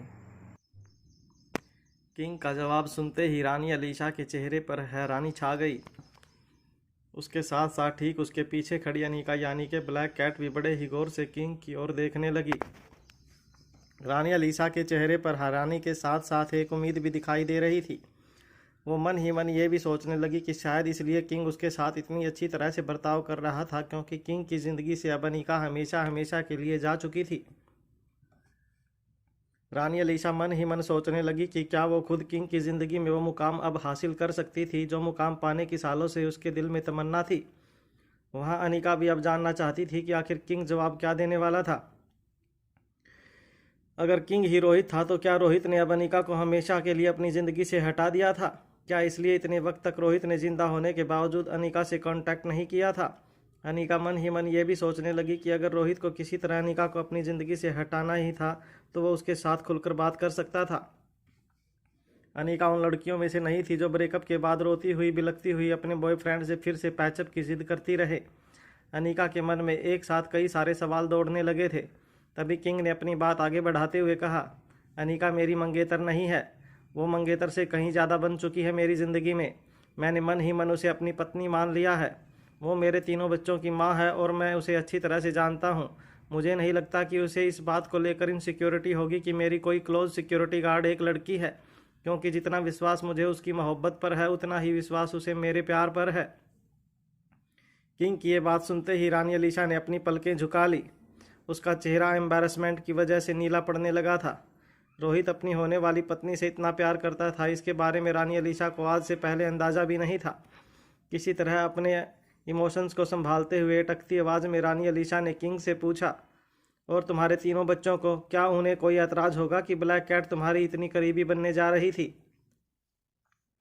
इस सवाल पर फिर से किंग ने एलिसा के पीछे खड़ी ब्लैक कैट की ओर देखा और कहा, मुझे लगता है कि बच्चों को जब पता चलेगा कि ब्लैक कैट मेरी खास सिक्योरिटी गार्ड बनने वाली है तो वे तो खुशी के मारे पागल हो जाएंगे। रानी एलिसा को यकीन नहीं हो रहा था कि किंग जैसा आदमी जिसके सामने पूरी दुनिया झुकती थी वो ब्लैक कैट की तारीफों में इतने बड़े पुल क्यों बांध रहा था।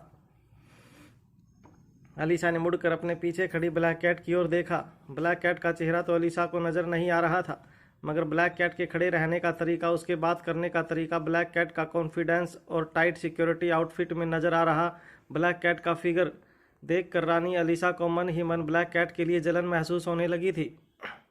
उसे अपने आप पर विश्वास नहीं हो रहा था।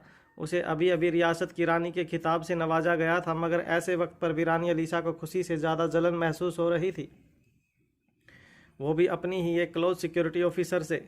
रानी एलिसा ने किसी तरह अपने आप को संभाला और आवाज़ सख्त करते हुए ब्लैक कैट को ऑर्डर देते हुए कहा, अगले 3 दिनों तक मिस्टर किंग की सिक्योरिटी की जिम्मेदारी तुम्हारे कंधों पर है। मुझे उम्मीद है कि तुम हमें नाराज़ नहीं करोगी। मिस्टर किंग हमारे लिए बेहद ख़ास मेहमान हैं, इसलिए ध्यान रहे कि उनकी तरफ से मिली हुई कोई भी कंप्लेंट राजघराने के लिए बेहद शर्मिंदगी की बात होगी। ब्लैक कैट ने अपने दोनों हाथ अपनी कमर पर रखे हुए थे। बड़े ही कैजुअली रानी की बात सुनने के बाद ब्लैक कैट ने अपने कदम किंग की ओर आगे बढ़ाए। ब्लैक कैट बड़ी ही तेज नज़रों से किंग की ओर देख रही थी। ब्लैक कैट को इस तरह अपनी ओर आगे बढ़ते हुए देखकर किंग ने भी अपने कदम पीछे बढ़ाए। किंग को इस तरह से रिएक्ट करते हुए देखकर एलिसा को समझ नहीं आ रहा था कि दुनिया का सबसे शक्तिशाली और पावरफुल माना जाने वाला किंग इस तरह से क्यों बर्ताव कर रहा था।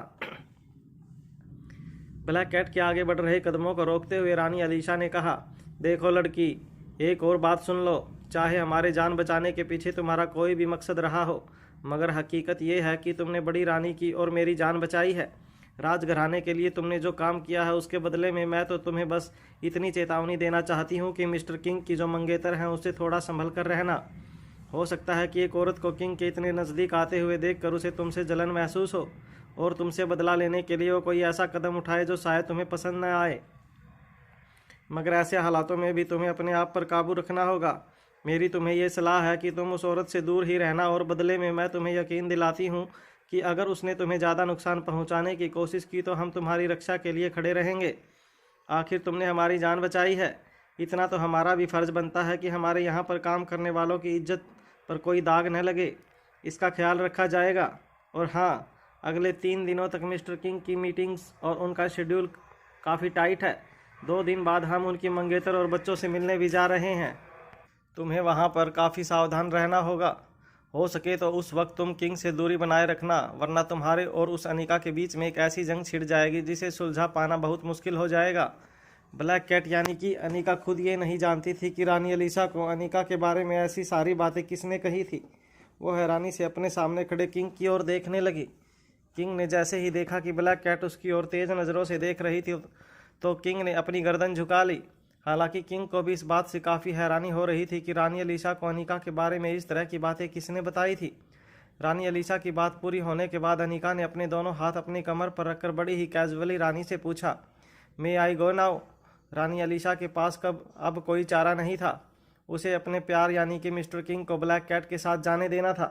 जैसे ही किंग और ब्लैक कैट कमरे से बाहर निकलने के लिए कदम आगे बढ़ाने लगे, रानी अलीशा को ये लगने लगा कि उसके साथ एहसान फरामोशी हुई थी। रानी अलीशा ने ब्लैक कैट के लिए इतनी बड़ी बात कही थी, अगर कोई ब्लैक कैट की मान मर्यादा को ठेस पहुंचाने की कोशिश करेगा तो राजघराना ब्लैक कैट के साथ खड़ा रहेगा। मगर बावजूद उसके ब्लैक कैट ने एक सिंपल थैंक यू भी नहीं कहा था। मगर खुद किंग ने ही ब्लैक कैट को अपनी क्लोज सिक्योरिटी के तौर पर पसंद किया था, इसलिए रानी अलीशा चाहकर भी कुछ नहीं कर पा रही थी। मगर दरवाज़ा बंद होने से पहले ब्लैक कैट अपनी जगह पर रुकी और मुड़कर धीमी आवाज़ में अपनी गर्दन झुकाकर रानी अलीशा से कहा, thank you very much madam. ये कहने के बाद ब्लैक कैट बिना एक पल गवाए कमरे से बाहर निकल गई। पीछे खड़ी रानी अलीशा को ब्लैक कैट में कभी सौतन तो कभी सहेली दिखाई दे रही थी। कमरे से बाहर निकलने के बाद ब्लैक कैट मिस्टर किंग को फॉलो करते हुए होटल लॉबी से बाहर निकल गई। होटल लॉबी के बाहर इंग्लैंड सरकार का एक सिक्योरिटी ऑफिसर अपने कुछ लोगों के साथ किंग का इंतजार करते हुए खड़ा था। जैसे ही किंग होटल लॉबी से बाहर निकला तो उस ऑफिसर ने बड़े ही रिस्पेक्ट से किंग को वेलकम करते हुए कहा, वेलकम वेलकम सर, आप फ्रांस की क्वीन के स्पेशल गेस्ट हैं और वो हमारी स्पेशल गेस्ट हैं। इस नाते से आप तो हमारे लिए बहुत ही स्पेशल गेस्ट साबित हुए। उस सरकारी ऑफिशियल ने अपने कुछ आदमियों की ओर इशारा करते हुए किंग से कहा, ये मेरे कुछ खास सिक्योरिटी एजेंट हैं। ये अगले 3 दिनों तक आपके साथ ही रहेंगे। ये साए की तरह आपके साथ आपकी सुरक्षा के लिए बने रहेंगे। इनके होते हुए आपको अपनी सिक्योरिटी की कोई चिंता नहीं होगी। किंग, जिसने नकाब पहन रखा था, वो बड़े ही ध्यान से उस सिक्योरिटी टीम को देखने लगा जो उसकी सिक्योरिटी के लिए वहां पर पहुंची थी। किंग अच्छी तरह से जानता था कि सिक्योरिटी देने के बहाने वो लोग किंग पर नज़र रखना चाहते थे, मगर किंग ये भी जानता था कि वो यहाँ पर एक डिप्लोमेटिक विजिट पर था। वो चाहकर भी इन ऑफिशियल लोगों को अपनी सिक्योरिटी से हटा नहीं सकता था। वैसे तो किंग की खुद की सिक्योरिटी 24 घंटे उसके साथ रहती थी, इसलिए किंग को उन लोगों से ज़्यादा अपने लोगों पर ज़्यादा भरोसा था। किंग ने मुस्कुराते हुए उस गवर्नमेंट ऑफिशियल की बातों का जवाब देते हुए कहा, थैंक यू वेरी मच। आप लोगों ने मेरी सिक्योरिटी के लिए इतनी तकलीफ़ उठाई, उसके लिए आपका बहुत बहुत शुक्रिया। वैसे मैं अपने रहने खाने का इंतज़ाम खुद कर लूँगा, आपको फ़िक्र करने की ज़रूरत नहीं है। किंग की ये बात सुनते ही उस गवर्नमेंट ऑफिशियल ने अपने चेहरे पर हैरानी दिखाते हुए कहा, अरे लेकिन क्या आप यहाँ हमारे साथ हमारी अलॉट की हुई होटल में नहीं रहेंगे? वो क्या है कि यहाँ पर हमने आपकी सेफ्टी और सिक्योरिटी के सारे इंतजाम कर रखे हैं। किंग ने ये बात सुनते ही अपनी नज़र सामने की बिल्डिंग से निकल रहे धुएं पर डाली।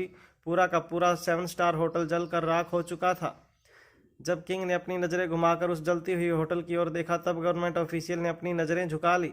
उसने किंग का इशारा अच्छी तरह से समझ लिया था। वो जानता था कि अब इस मामले में वो किंग के साथ ज़्यादा आर्गूमेंट नहीं कर सकता था। इसलिए तुरंत ही अपने चेहरे पर मुस्कुराहट लाते हुए उस गवर्नमेंट ऑफिशियल ने किंग से कहा, ठीक है, आप जैसा कहें। वैसे कल आपकी क्वीन अलीशा की और हमारे प्रेसिडेंट की मीटिंग है। आप फिक्र मत कीजिएगा, इस मीटिंग का लोकेशन कहीं पर भी लीक नहीं हुआ। खुद मुझे भी नहीं पता कि कल का लोकेशन क्या होगा। मैं आपको यकीन दिलाता हूं कि कल दुनिया का सबसे ताकतवर दुश्मन भी आप लोगों की मीटिंग में बाधा नहीं डाल सकेगा। मेरे आदमी आप ही के साथ रहेंगे। आप जहां जाएंगे आपके साथ साए की तरह रहेंगे। Have a great stay in our country. ये कहते हुए वो गवर्नमेंट ऑफिशियल अपने आदमियों को किंग के साथ रखकर वहां से चला गया। किंग होटल कॉरिडोर से निकलकर अपनी कार की ओर अपने कदम आगे बढ़ाने लगा। किंग के ठीक पीछे ब्लैक कैट भी किंग को फॉलो करती हुई किंग की कार की ओर आगे बढ़ने लगी। किंग बार बार पीछे घूमकर ब्लैक कैट की ओर देख रहा था। फिर कुछ देर तक अपने मन ही मन कुछ सोचने के बाद किंग ने एक जगह पर रुककर ब्लैक कैट से कहा, एक काम करो, तुम मेरे साथ मेरी गाड़ी में आना। मेरे कुछ खास लोग और मेरे बॉडीगार्ड्स हमारे पीछे वाली कार में आ जाएंगे। इस तरह हमें एक दूसरे को जानने का मौका मिलेगा। ब्लैक कैट किंग की बात सुनकर काफ़ी ज़्यादा हैरान हो रही थी।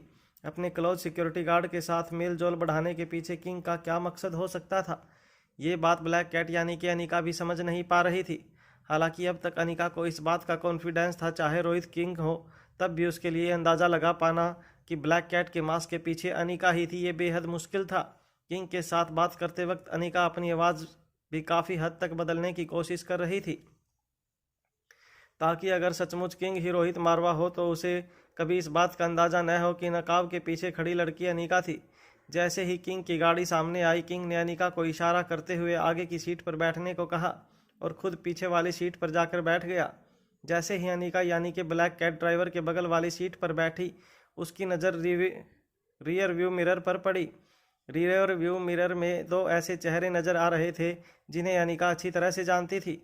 रोहित के कार के पीछे वाली कार में जो दो शख्स दिखाई दे रहे थे वो थे चिराग मेहता और अब्दुल, रोहित के खास दो आदमी जो रोहित की मौत की खबर फैलने के बाद दिल्ली से गायब हो चुके थे। इसका मतलब साफ था, रोहित जरूर कोई ऐसा खतरनाक खेल खेल रहा था जिसके बारे में वो अनिका को भी बता नहीं सकता था। मगर अब ब्लैक कैट के लिबास में बैठी अनिका ये जानना चाहती थी कि आखिर रोहित ऐसे कौन से मिशन पर था जिसकी वजह से उसने अपने परिवार तक को भुला दिया। अनिका यानी कि ब्लैक कैट गाड़ी में ड्राइवर के बगल वाली सीट पर बैठी थी और किंग पीछे बैठा था। अनिका गहरी सोच में डूबी हुई थी, तभी अचानक अनिका की खिड़की पर किसी के नॉक करने की आवाज़ आई। जब अनिका ने अपनी नज़रें उठाकर देखा तो वह देखकर चौंक गई कि अब्दुल ठीक अनिका की खिड़की के बाहर खड़ा था और नॉक करके अनिका को गाड़ी का दरवाज़ा खोलने का इशारा कर रहा था। हालांकि अनिका यानी कि ब्लैक कैट जो इस वक्त किंग की स्पेशल सिक्योरिटी गार्ड थी, वो अच्छी तरह से जानती थी कि अब्दुल रोहित मारवा का खास आदमी था। इसलिए बिना किसी शक की गुंजाइश के ब्लैक कैट ने दरवाज़ा खोल दिया और गाड़ी से बाहर उतर गई। अब्दुल ने ब्लैक कैट की ओर देखकर कहा, तुम वहां पीछे वाली गाड़ी में जाओ, मैं यहाँ सर के साथ जाऊंगा। चिराग जो अब्दुल के ठीक पीछे खड़ा था, उसने ब्लैक कैट के बारे में काफ़ी कुछ सुन रखा था। वह जानता था कि ब्लैक कैट को यह बात कभी भी मंजूर नहीं होगी कि वो आम सिक्योरिटी गार्ड की तरह ट्रीट की जाए। मगर खुद चिराग भी यह देखकर हैरान हो गया कि ब्लैक कैट बिना किसी आर्ग्यूमेंट के पीछे वाली कार की ओर जाने लगी। तभी अचानक किंग ने अपनी खिड़की का शीशा नीचा करते हुए अब्दुल से कहा, नहीं नहीं, उसे यहीं पर रहने दो, तुम लोग पीछे वाली कार में आ जाओ। यह कहने के बाद किंग ने अपनी साइड का दरवाज़ा खोल दिया और ब्लैक कैट को अपने साथ अपने बगल में बैठने का इशारा किया। किंग का इशारा देखकर चिराग और अब्दुल दोनों ही हैरान होकर एक दूसरे को देखने लगे। अब्दुल को यह बात बिल्कुल पसंद नहीं आई थी। इनफैक्ट अब्दुल ने तो यह भी अभी पहल की थी कि ब्लैक कैट पीछे वाली कार में बाकी सिक्योरिटी गार्ड के साथ आए। मगर किंग को इतनी जल्दी एक नई सिक्योरिटी गार्ड पर इतना भरोसा दिखाते हुए देखकर अब्दुल को मन ही मन काफ़ी हैरानी और नाराज़गी हो रही थी। किंग का इशारा मिलते ही अनिका चुपचाप किंग के बगल वाली सीट पर जाकर बैठ गई। चिराग अब्दुल के साथ पीछे वाली कार में जाकर बैठ गया। किंग की कार के आगे कुछ मोटरसाइकिल चल रही थी और किंग की कार के पीछे अब्दुल और चिराग की कार उन्हें फॉलो कर रही थी। अब्दुल और चिराग की कार के पीछे भी दो गाड़ियां चल रही थी जिन्हें गवर्नमेंट ऑफिशियल्स ने भिजवाया था। कार का सफ़र शुरू होने के बाद किंग बारी बारी अपनी आंखों के कोनों से अपनी बगल में बैठी अनिका को देख रहा था। उसे पता नहीं चल रहा था कि वो उन दोनों के बीच बात क्या शुरुआत कैसे करे। किंग ये भी नहीं जानता था कि क्या अनिका जान चुकी थी कि उसका असली मकसद क्या था। इस वक्त किंग की हालत बिल्कुल वैसी हो गई थी जैसी अपनी पत्नी को झूठ बोलकर पकड़े गए पति की होती थी। किंग ने धीमी और अटकती हुई आवाज़ में ब्लैक कैट से कहा, देखो, मैं तुम्हें बहुत कुछ कहना चाहता हूँ, मगर पता नहीं चल रहा कि मैं अपनी बात की शुरुआत कैसे करूँ। तो चलो शुरुआत यहीं से करते हैं। इसके बाद किंग ने अपने चेहरे से नकाब हटा लिया। नकाब खुलते ही नकाब के पीछे दो ऐसी आंखें नजर आने लगी जिसमें काफ़ी पछतावा था, मगर पछतावे के साथ साथ अनिका के लिए बेहद प्यार भी छिपा था। ये आंखें अनिका से बहुत कुछ कहना चाह रही थी, मगर किंग ये देखकर हैरान था कि नकाब खुलने के बाद भी अनिका के शरीर में कोई हलचल नहीं थी। अनिका अपने ब्लैक कैट के लिबास में और ब्लैक कैट के नकाब के पीछे बिना हिले डुले बस एक ही डायरेक्शन में देखती रही। पीछे चल रही कार में चिराग और अब्दुल काफ़ी परेशान थे। अब्दुल बार बार चिराग से कह रहा था, ये ठीक नहीं हो रहा है सर, को इतनी जल्दी किसी पर इतना विश्वास नहीं करना चाहिए। आखिर क्या मकसद हो सकता है उस लड़की का इतनी जल्दी सर का इतना करीबी बनने के पीछे? मुझे तो लग रहा है इसके पीछे दुश्मनों की गहरी साजिश है। चिराग ने अब्दुल को शांत करते हुए कहा, अरे तुम तो बॉस को अच्छी तरह से जानते हो, लोगों को परखना उन्हें अच्छी तरह से आता है। बॉस ने अगर उसे अपने करीबी रखने के परमिशन दी है, इसका मतलब साफ है कि बॉस का भी कोई प्लान होगा। चिराग की यह बात सुनते हुए अब्दुल कुछ देर तक खामोशी से चिराग को देखने लगा। उसके बाद धीमी आवाज़ में अब्दुल ने चिराग से कहा, आखिर ऐसा क्यों करना चाहते हैं बॉस? घर पर इतनी खूबसूरत बीवी है, तीन बच्चे हैं, अब यह सब करने की क्या ज़रूरत है? अब्दुल की यह बात सुनकर चिराग भी कुछ परेशान हो गया। वैसे तो शुरुआती दौर पर अब्दुल को अनिका बिल्कुल पसंद नहीं थी। अब्दुल को यह बिल्कुल पसंद नहीं था कि बार बार अनिका रोहित के करीब आने की कोशिश कर रही थी, मगर अब जब सबको यह पता चल चुका था कि रोहित और अनिका दोनों बहुत जल्दी शादी करने वाले थे और अनिका ही रोहित के 3 बच्चों की माँ थी, उसके बाद अब्दुल का अनिका की तरफ का पूरा नज़रिया बदल गया था। अब्दुल ने फिर से दबी हुई आवाज़ में चिराग से कहा, मैं अच्छी तरह से जानता हूँ कि यह बड़े लोग कैसे होते हैं। घर पर अपनी बीवियों को जिम्मेदारी के बोझ के तले दबा देते हैं और बाहर खुद खुले सांड की तरह घूमते हैं, मगर मैंने कभी सोचा नहीं था कि हमारे बॉस भी उसी तरह के आदमी निकलेंगे। मुझे यह बात बिल्कुल पसंद नहीं आ रही है।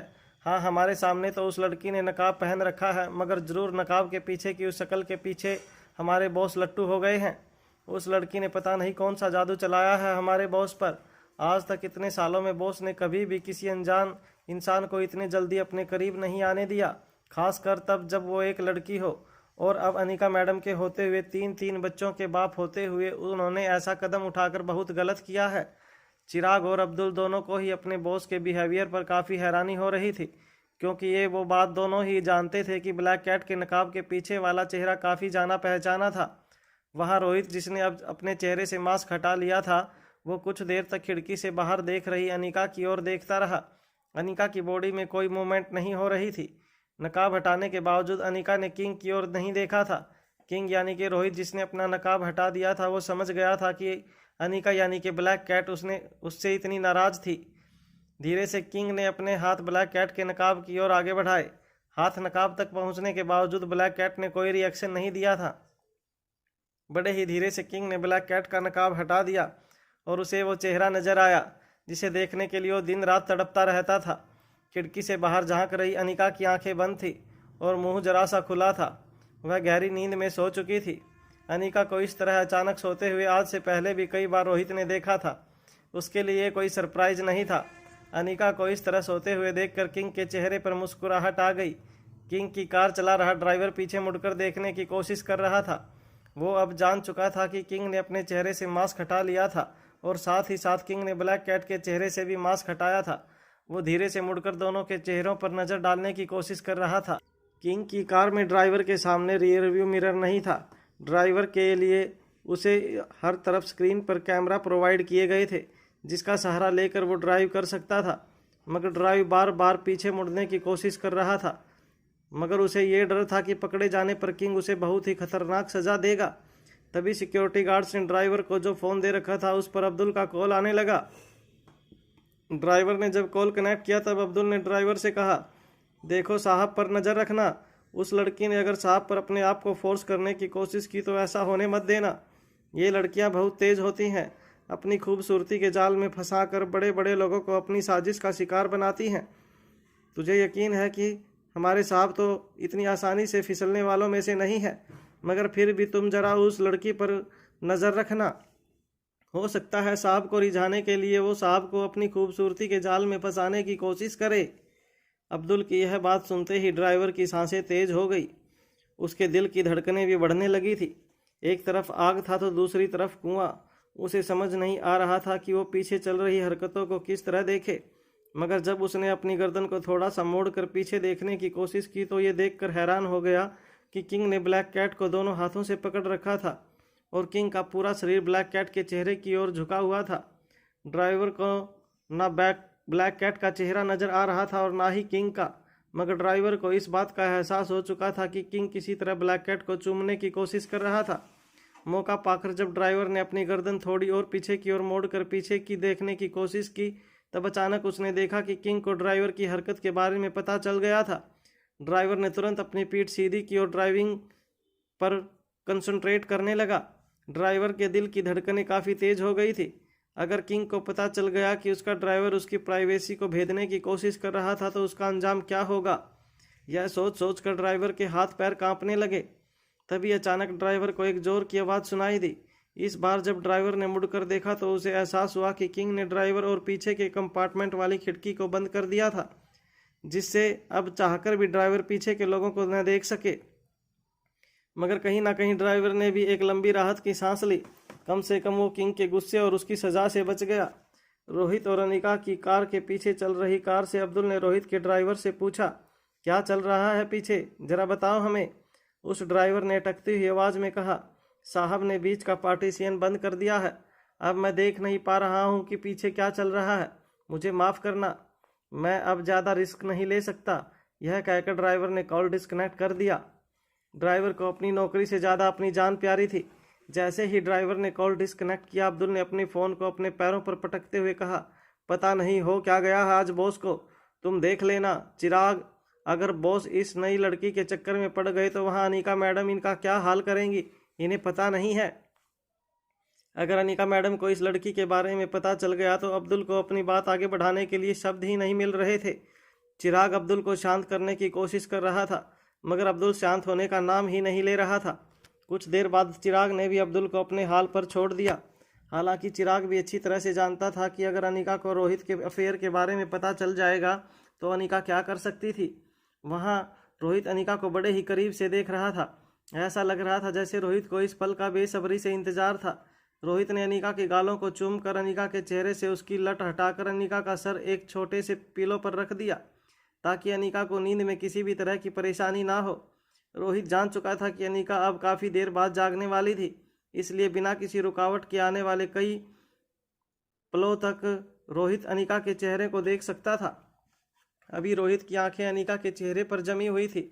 तब अचानक रोहित ने देखा कि अनिका ने अपनी आंखें खोली और तेज नज़रों से रोहित की ओर देखने लगी। अनिका की तेज नज़रें और उसकी नज़रों में गुस्सा देखकर रोहित की सांसें जम गई। रोहित का चेहरा देखकर इस वक्त ऐसा लग रहा था जैसे वो एक स्कूल का बच्चा था जिसे कॉपी करते हुए पकड़ा गया था। अनिका की आंखों में कई सवाल थे जिनके जवाब रोहित के पास थे, मगर रोहित समझ नहीं पा रहा था कि वो एक के बाद एक अनिका के सामने किस तरह से खुलासा करे। रोहित भी इतनी आसानी से डर के पीछे हटने वालों में से नहीं था। अपने चेहरे पर मुस्कान लाते हुए रोहित ने पूरी तरह से टॉपिक बदलते हुए अनिका की ओर देखकर कहा, कितने दिनों से मैंने तुम्हें देखा नहीं है, तुम जानती नहीं कि मैं कितना बेचैन था तुमसे मिलने के लिए, तुम्हें किस करने के लिए, तुम्हें प्यार करने के लिए। ये कहते हुए फिर से रोहित ने अपना शरीर अनिका के शरीर की ओर आगे बढ़ाया और अनिका को किस करने के लिए अपना चेहरा अनिका के चेहरे के पास ले गया। रोहित को रोकने के लिए अनिका ने अपना एक हाथ रोहित के सीने पर रखा। रोहित ने अपने मुंह से एक दर्द भरी आवाज़ निकालने के बावजूद अनिका का हाथ अपने सीने से हटाया और फिर से अनिका को किस करने लगा। अनिका के करीब जाते ही रोहित की सांसें तेज होने लगी थी। रोहित धीरे धीरे बेकाबू होता जा रहा था। अनिका उसे रोकने की कोशिश कर रही थी, मगर रोहित ने अपने शरीर की पूरी ताकत लगाकर अनिका को जकड़ रखा था। रोहित बेकाबू होकर अनिका के गले और गालों को चूमने लगा। अनिका बार बार रोहित को रोकने की कोशिश कर रही थी, मगर रोहित भी इतनी आसानी से मारने वाला नहीं था। अनिका बार बार रोहित को रोकने की कोशिश कर रही थी, मगर हर बार रोहित अपने शारीरिक पावर का इस्तेमाल करके अनिका को अपनी बाहों में जकड़ लेता था। रोहित की पकड़ से अपने आप को छुड़ाने की कोशिश करती हुई अनिका ने रोहित से कहा, देखो रुक जाओ, इस वक्त मैं मिस्टर किंग की सिक्योरिटी की ड्यूटी पर हूँ, उनकी हिफाजत करना मेरी जिम्मेदारी है। रोहित ने दबी हुई आवाज़ में अनीका के कानों के पास जाकर कहा, तो ये भी तुम्हारे ड्यूटी का हिस्सा है, क्योंकि जिसकी हिफाजत तुम करना चाहती हो तुम्हारा होने वाला पति है, जो पिछले कई दिनों से बेसब्री से तुम्हारा इंतजार कर रहा था। ये कहने के बाद रोहित ने अपना एक हाथ अनीका की कमर पर डालकर उसकी कमर को मजबूती से जकड़ लिया। अनीका अपने आप को छुड़ा नहीं पा रही थी। ऐसा नहीं था कि अनीका रोहित से फाइट के मामले में कुछ कमज़ोर थी, बस वो रोहित को चोट नहीं पहुंचाना चाहती थी। मगर जब अनीका ने देखा कि रोहित पूरी तरह से अपने आप से काबू खो चुका था, तो अनीका ने एक जोर का धक्का लगाते हुए रोहित को अपने आप से दूर किया। अनीका का हाथ सीधे रोहित की छाती पर जाकर लगा, जिसकी वजह से रोहित ने एक दर्द भरी चीख निकालते हुए अपने आप को अनीका से दूर किया। अनीका की आंखों में कई सारे सवाल थे। बैंक में शक्तिशाली गैंडे के साथ मुकाबला करने के बाद रोहित गायब हो चुका था। रोहित ने अपने मरने की खबर पूरी दुनिया में फैला रखी थी, मगर अनीका जिसने रोहित को बेहद प्यार किया था, वो रोहित के हर हरकत के बारे में अच्छी तरह से जानती थी। मगर अनीका जानना चाहती थी कि अनीका की ज़िंदगी में इतनी मुसीबतें आने के बावजूद रोहित सामने क्यों नहीं आया था। आखिर रोहित ऐसे कौन से मकसद पर था जो उसने अपनी होने वाली बीवी और अपने तीनों बच्चों को उनके हाल और उनके नसीब पर छोड़ दिया था। मीटिंग के दौरान भले ही रोहित ने अपने चेहरे पर नकाब पहन रखा था, मगर अनीका रोहित की बात करने की स्टाइल से, उसकी कद काठी से बड़ी आसानी से यह अंदाज़ा लगा सकती थी कि नकाब के पीछे छिपा आदमी और कोई नहीं बल्कि उसका होने वाला पति और अनीका के तीनों बच्चों का बाप रोहित मारवा था। अनीका की आंखों में गुस्सा और जुनून देखकर रोहित समझ गया था कि उसके सवालों का जवाब दिए बिना अनीका मानने वाली नहीं थी। अनीका की जिद और अनीका के स्वभाव के बारे में रोहित अच्छी तरह से जानता था।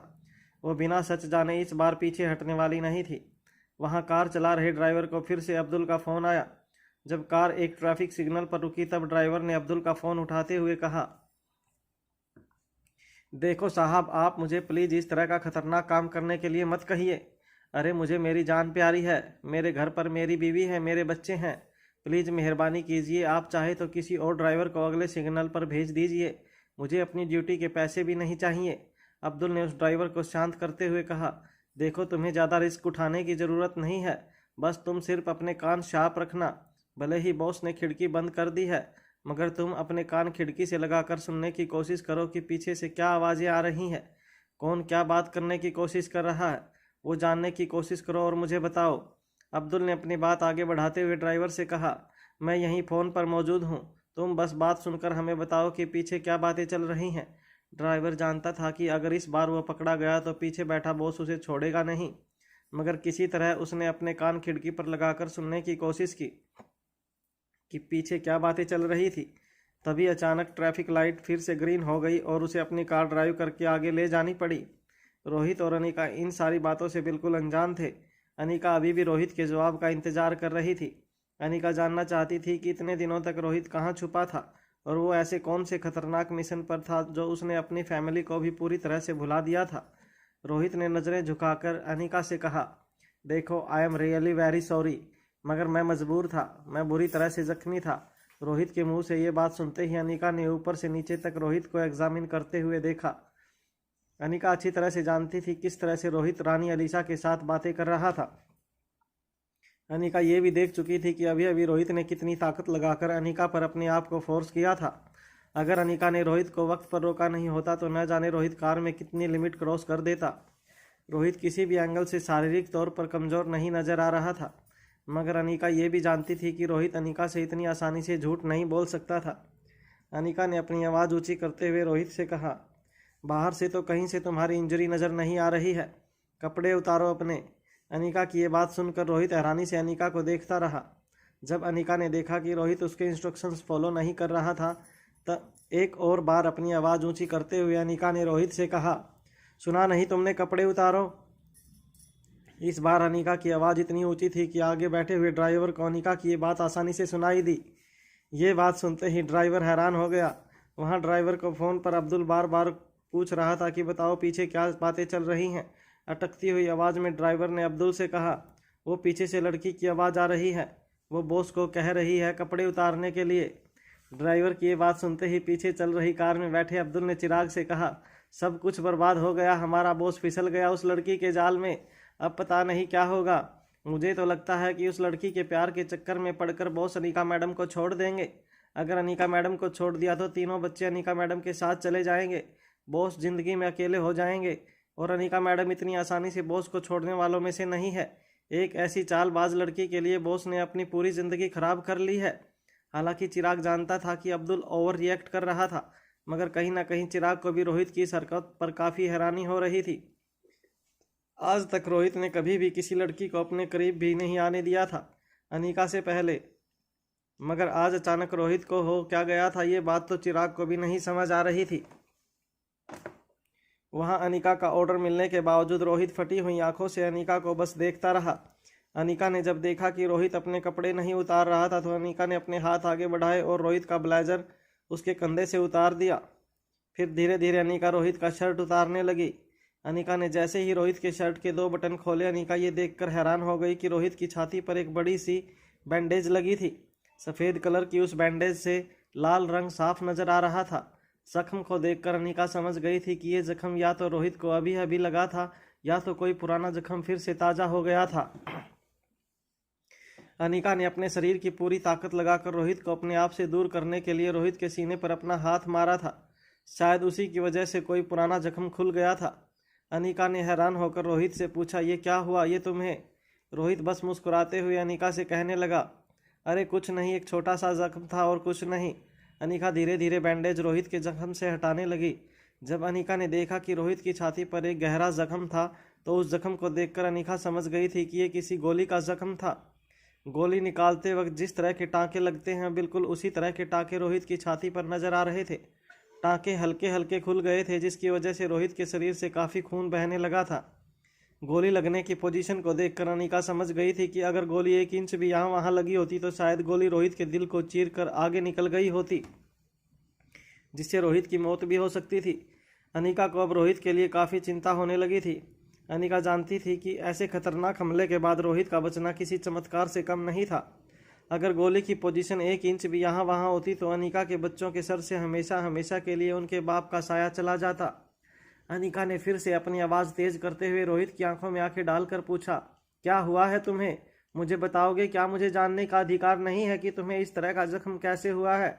रोहित ने अपनी शर्ट का बटन बंद करते हुए कहा, अरे कुछ नहीं, कहा ना तुमसे, छोटा मोटा जख्म ठीक हो जाएगा।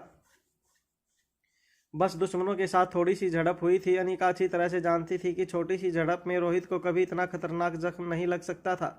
रोहित की मार्शल आर्ट टेक्निक के बारे में तो अनीका भी अच्छी तरह से जानती थी। 10-12 आदमियों को रोहित आसानी से लड़ाई में हरा सकता था, मगर जो निशान इस वक्त रोहित के सीने पर था वो किसी गोली का निशान था। अनीका ने किसी तरह उसी बैंडेज को दोबारा से रोहित के जख्म पर लगाकर रोहित के सीने से बहते हुए खून को रोकने की कोशिश की, मगर अनीका जानती थी कि इतनी आसानी से खून रुकने वाला नहीं था। अनीका परेशान होकर खिड़की से बाहर देखने लगी। अगर उसे कोई मेडिकल शॉप नजर आए तो वो तुरंत गाड़ी रोककर रोहित के लिए ड्रेसिंग का सामान ले आना चाहती थी। अनीका की आंखों में इस तरह की परेशानी देखकर रोहित के चेहरे पर मुस्कुराहट आ गई। अनीका की परेशानी में कहीं न कहीं रोहित को अनीका की आंखों में अपने लिए प्यार नजर आ रहा था। वो प्यार जो वो पिछले कई महीनों से अनीका की आंखों में ढूंढने की कोशिश कर रहा था। रोहित को अभी अभी इस बात का एहसास हुआ था कि रोहित और अनीका की जुदाई ने अनीका की नज़रों में रोहित के लिए प्यार भर दिया था। अनीका कभी भी इतनी आसानी से इमोशंस दिखाने वालों में से नहीं थी, मगर रोहित का जख्म देखने के बाद अनीका जैसी लड़की भी अपने इमोशंस को संभाल नहीं पा रही थी। रोहित को ऐसा लगने लगा था जैसे अचानक ही अनीका के प्यार ने उसके शरीर से सारा दर्द निकाल कर बाहर कर दिया था। अपने दोनों हाथों से अनीका के गाल पकड़ते हुए रोहित ने कहा, परेशान मत होना, ऐसे हजारों दर्द मैं सह सकता हूँ अगर तुम इसी तरह से मुझे प्यार करती रहो तो। अनीका भी कुछ देर तक रोहित की आंखों में आंखें डालकर देखती रही। फिर अपने एक हाथ से रोहित का हाथ अपने गालों से नीचे उतारते हुए अनीका ने रोहित से कहा, मुझे सब कुछ सच जानना है, अभी के अभी, मुझसे कुछ मत छुपाना। अब रोहित समझ गया था कि अनीका से ज़्यादा देर तक सच छुपाना मुश्किल था। रोहित ने अनीका के सवाल का जवाब देते हुए कहा, मुझ पर क्रिस्टोफर की खतरनाक ऑर्गेनाइजेशन ने हमला किया था। रोहित की ये बात सुनते ही अनीका सब कुछ साफ साफ समझ गई। दरअसल इतने दिनों से अनीका खुद भी सोच रही थी कि आखिर क्रिस्टोफर और उसकी पूरी की पूरी खतरनाक ऑर्गेनाइजेशन इतनी शांत क्यों थी। क्रिस्टोफर इतनी आसानी से अनीका और शक्तिशाली गैंडे के बीच में चल रहे युद्ध को देख क्यों रहा था? क्या क्रिस्टोफर और उसके ऑर्गेनाइजेशन ने V16 पाउडर को हासिल करने का सपना छोड़ दिया था?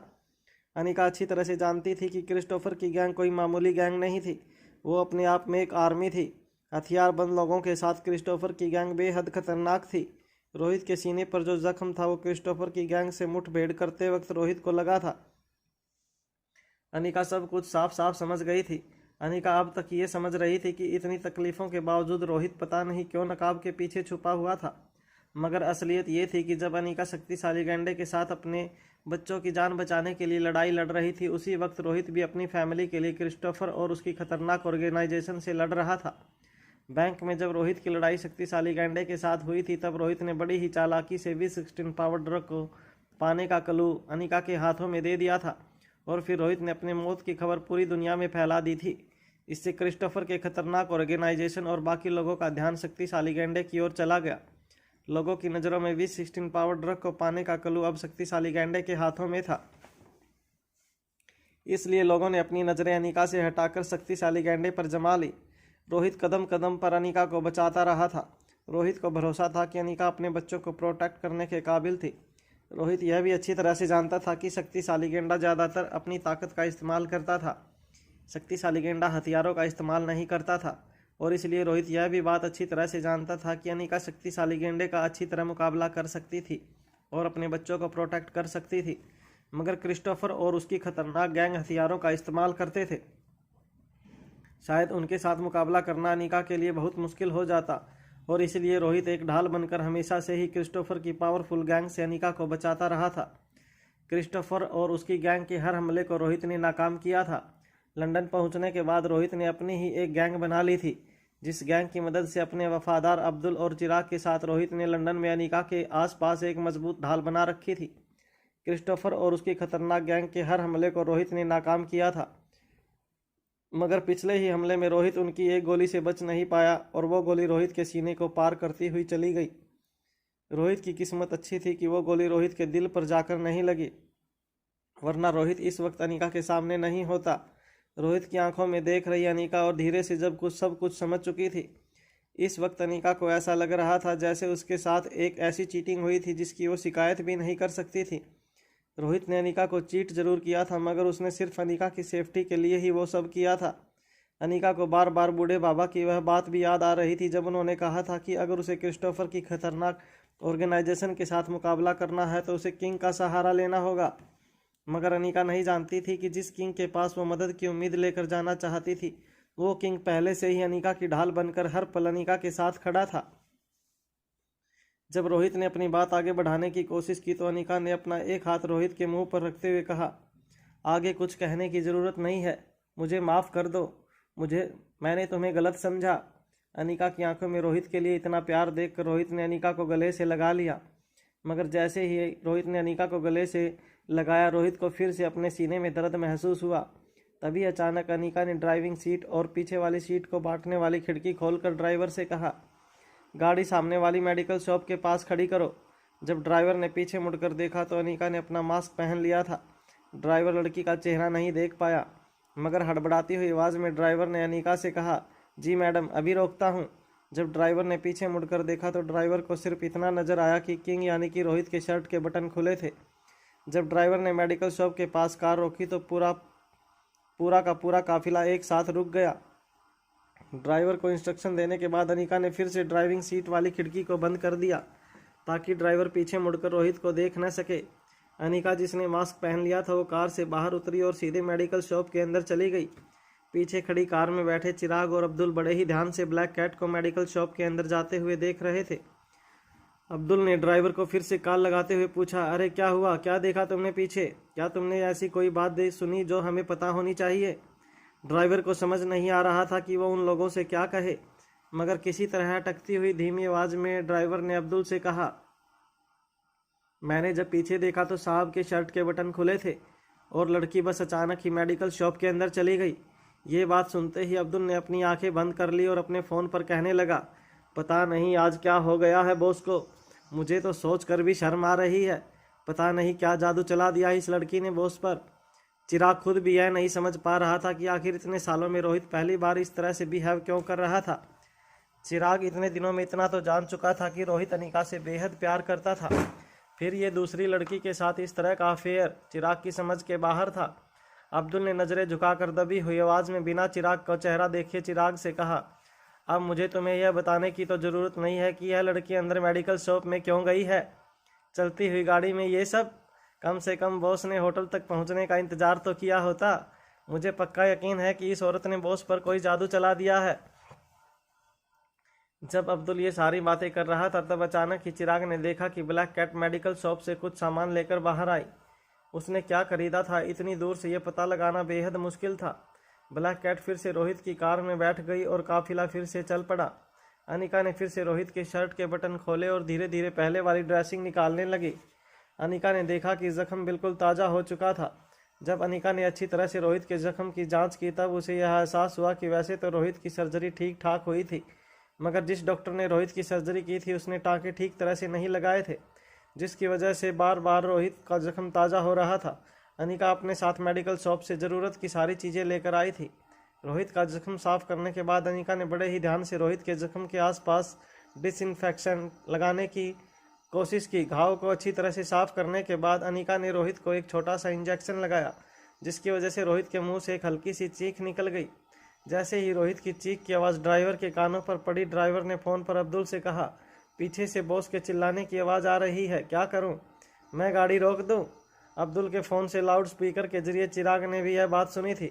चिराग उस ड्राइवर की बात सुनकर काफ़ी हैरान हो गया था, मगर अब तक चिराग ने भी अंदाज़ा लगा लिया था उसके सामने चल रही कार के अंदर क्या चल रहा था। इसलिए अब्दुल के हाथ से फ़ोन छीनते हुए चिराग ने उस ड्राइवर से कहा, नहीं नहीं, तुम चुपचाप गाड़ी चलाओ, बॉस बिल्कुल ठीक हैं। अरे बॉस तो एक साथ पूरी फौज के साथ लड़ सकते हैं, फिर यह तो एक लड़की है। तुम फिक्र मत करो और गाड़ी चलाते रहो, बस अपने कान खुले रखना।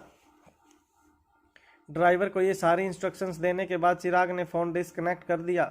चिराग की चेहरे की परेशानी देखकर अब्दुल ने चिराग से कहा, बॉस का ध्यान भटक गया है, मगर वो जानते नहीं कि उनके ध्यान भटकने की वजह से सबसे ज़्यादा नुकसान उन्हीं को होगा।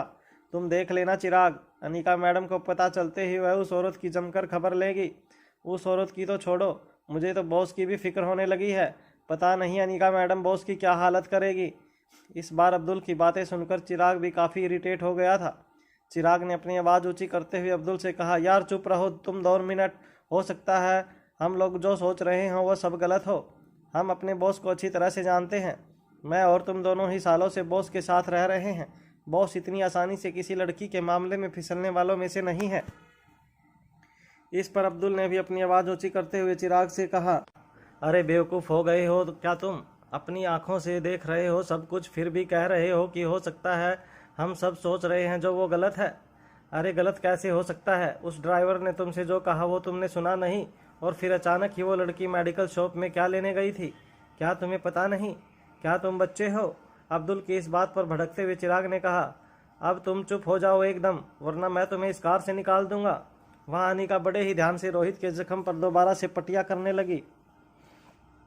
जख्म के ऊपर एक मरहम लगाने के बाद अनिका ने दोबारा रोहित की ड्रेसिंग शुरू कर दी।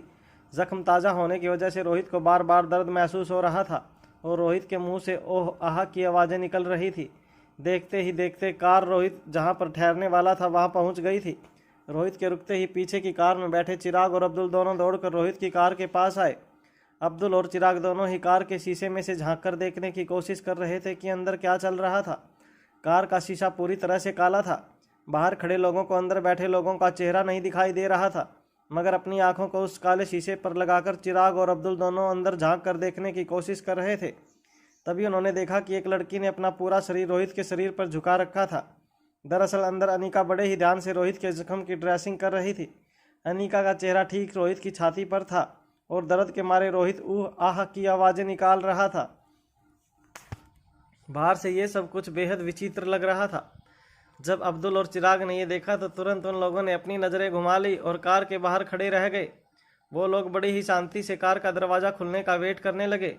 मन ही मन उन्हें अपने बॉस के लिए बेहद शर्मिंदगी महसूस हो रही थी। अब्दुल के चेहरे पर शर्मिंदगी के साथ साथ गुस्सा भी साफ नज़र आ रहा था। फिर कुछ ही देर बाद गाड़ी का दरवाज़ा खुला।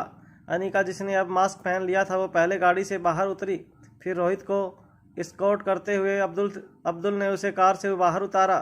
चिराग ने देखा कि रोहित के शर्ट के बटन खोले थे और रोहित का ब्लेजर भी बाहर कार की बैक सीट पर बिखरा पड़ा था।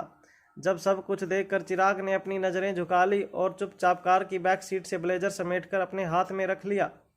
पीछे की कार में आ रहे ऑफिसर टॉम के लोगों ने जब ये सब कुछ देखा तब उन्होंने ये सारी बातें टॉम को फ़ोन पर बताई। तभी टॉम की गहरी आवाज़ उन्हें फ़ोन पर सुनाई दी। टॉम ने कहा, किंग के लिए ये सारी बातें तो बिल्कुल मामूली हैं, बस आज रात का इंतज़ार करो, एक धमाका होने वाला है। जब अनिका ने कार से उतरकर रोहित के घर को देखा तो वो समझ गई कि रोहित ने ये प्रॉपर्टी बहुत सालों पहले ही यहाँ से खरीदी थी। भले ही ये प्रॉपर्टी रेखा मौसी के महल जैसी नहीं थी, मगर उस पुराने से बड़े आलीशान बंगले को देखकर इतना तो पता चलता था कि मजबूत ब्रिटिश आर्किटेक्चर से बना यह छोटा सा महल भी आसानी से अटैक नहीं किया जा सकता था। छोटे मोटे बम का महल की दीवारों पर कोई असर नहीं होने वाला था। पुराने ज़माने के आर्किटेक्चर से बना इस महल का इंटीरियर भी काफ़ी एंटीक था। जब अनिका उस महल जैसे बंगले के अंदर पहुंची तो वो लिविंग रूम के बीचों बीच रखे सोफा पर जाकर बड़ी ही अदब से बैठ गई। अनिका के पीछे अंदर आए रोहित ने जब अनिका को इस तरह बैठते हुए तो देखा तो रोहित को लगा कि अनिका शायद सफ़र की वजह से थकान महसूस कर रही होगी। मगर जैसे ही रोहित ने अनिका के कंधों को मसाज देने के लिए अपने हाथ उठाए, अनिका अपनी जगह से खड़ी हुई और कहने लगी, सर आप चेंज कर लीजिए, मैं यहीं पर आपका इंतज़ार करूंगी। अनिका की इस बात पर हैरान होकर जब रोहित ने अपनी नज़रें उठाकर देखा तो उसे महसूस हुआ कि रोहित के ठीक सामने चिराग मेहता, अब्दुल और टॉम के भिजवाए हुए सिक्योरिटी गार्ड्स खड़े थे। रोहित ने भी अपने गले की खराश साफ करते हुए कहा, हाँ ठीक है, तुम यहीं बैठो, मैं अभी आता हूँ। अपने बेडरूम में जाने से पहले रोहित ने मुड़कर चिराग की ओर देखकर कहा, तुम लोग बाहर ही मेरा वेट करो और बाकी के सिक्योरिटी गार्ड्स को भी आउट हाउस में ठहराने की व्यवस्था कर दो। चिराग और अब्दुल दोनों ही अब तक बंगले के अंदर रोहित के कमरे के ठीक बगल वाले कमरे में रहते थे, मगर अचानक ही रोहित ने उन्हें बाहर अपने रहने का इंतजाम करने का हुक्म दे दिया। ये सुनकर कहीं ना कहीं अब्दुल और चिराग का शक यकीन में बदलता जा रहा था। उनका बॉस अपनी नई सिक्योरिटी गार्ड के साथ अफेयर में डूब चुका था। चिराग अपना सर झुकाकर बाकी लोगों के साथ बंगले से बाहर निकल गया। लोगों के जाते ही रोहित ने अनिका को अपनी बाहों में भरने की कोशिश की, मगर तभी अनिका ने रोहित को रोकते हुए कहा, सर मेहरबानी करके अपने आप पर कंट्रोल पाइए, आपकी हालत बेहद नाजुक है, कुछ दिनों के लिए आपको आराम करना चाहिए। अपने आप को रोहित की पकड़ से छुड़ाते हुए अनिका ने रोहित को सीधे उसके बेडरूम में जाने का इशारा किया। कुछ ही देर में रोहित अपने बेडरूम से फ्रेश होकर कैजुअल आउटफिट में बाहर निकला। तभी रोहित को एक बात का एहसास हुआ कि वो अनिका को जब से मिला था तब से लेकर अब तक अनिका ने कुछ नहीं खाया था। रानी अलीसा के साथ रोहित ने खुद तो खाना खा लिया था, मगर उस वक्त भी अनिका ड्यूटी करती हुई ब्लैक कैट बनकर रानी अलीसा की सिक्योरिटी गार्ड की हैसियत से उसके पीछे खड़ी थी। रोहित ने अनिका के पास आकर कहा, माफ़ करना, ज़िंदगी में पहली और आखिरी बार मैंने तुमसे पहले खाना खाया है, आज के बाद ऐसा नहीं होगा। रोहित ने कान पकड़ते हुए अनिका से माफ़ी मांगी। अनिका अभी भी ब्लैक कैट के लिबास में थी। अनिका ने मास्क पहन रखा था।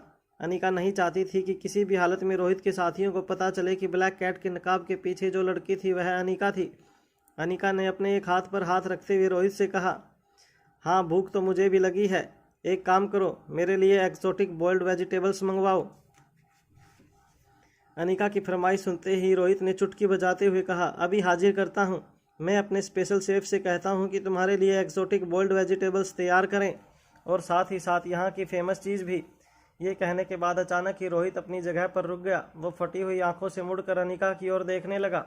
रोहित को अब एहसास हुआ कि अनिका ये बात रोहित को ताना मारते हुए कह रही थी। जब रोहित को अनिका का ताना समझ में आया तब अटकती हुई आवाज़ में रोहित ने अनिका से पूछा, क्या सचमुच तुम यही खाना चाहती हो? तुम कहो तो तुम्हारे लिए कुछ और बनवा दूँ। तभी अपने दोनों हाथ पीछे करते हुए अनिका ने रोहित से कहा, नहीं, आपके महान व्यक्तित्व को देखते हुए मुझे लगता है कि मुझे आज से यही खाना खाना चाहिए। अनिका ने दोबारा रोहित को कस कर ताना मारा था। ये बातें रोहित ने रानी अलीसा से कही थी, और वो भी अनिका के सामने। अब तक अनिका ये भी जान चुकी थी कि उस वक्त भी रोहित अच्छी तरह से जानता था कि मास्क के पीछे ब्लैक कैट बनकर खड़ी लड़की और कोई नहीं बल्कि अनिका थी, मगर फिर भी रोहित अनिका के सामने रानी अलीसा के साथ फ्लर्ट कर रहा था। अनिका की आंखों में गुस्सा देखकर रोहित फिर से अटकती हुई आवाज़ में अनिका से कहने लगा, अरे तुम तो बुरा मान गई, अरे समझने की कोशिश करो, वो तो मैं यूं ही बस। रोहित की बात को बीच में काटते हुए अनिका ने कहा, हाँ वो तो यूं ही बस, मैंने उसके हाथों को चूम लिया, उसके चेहरे की तारीफ़ की, उसकी खूबसूरती की तारीफ़ की। रोहित, मुझे पहले लगा था कि तुम औरों जैसे नहीं हो, मगर तुम भी बिल्कुल औरों की तरह ही निकले। जब मुझसे मिले थे तब इस तरह से बिहेव करते थे जैसे मेरे अलावा कभी किसी लड़की के सामने आंख उठाकर भी नहीं देखोगे, मगर यहाँ आने के बाद मुझे पता चला कि साहब का असली रंग क्या है। आज अनिका के मुंह से ऐसी बातें सुनकर रोहित भी हैरान रह गया था। अनिका ने कभी भी रोहित को लेकर ऐसी पॉजेसिवनेस कभी नहीं दिखाई थी,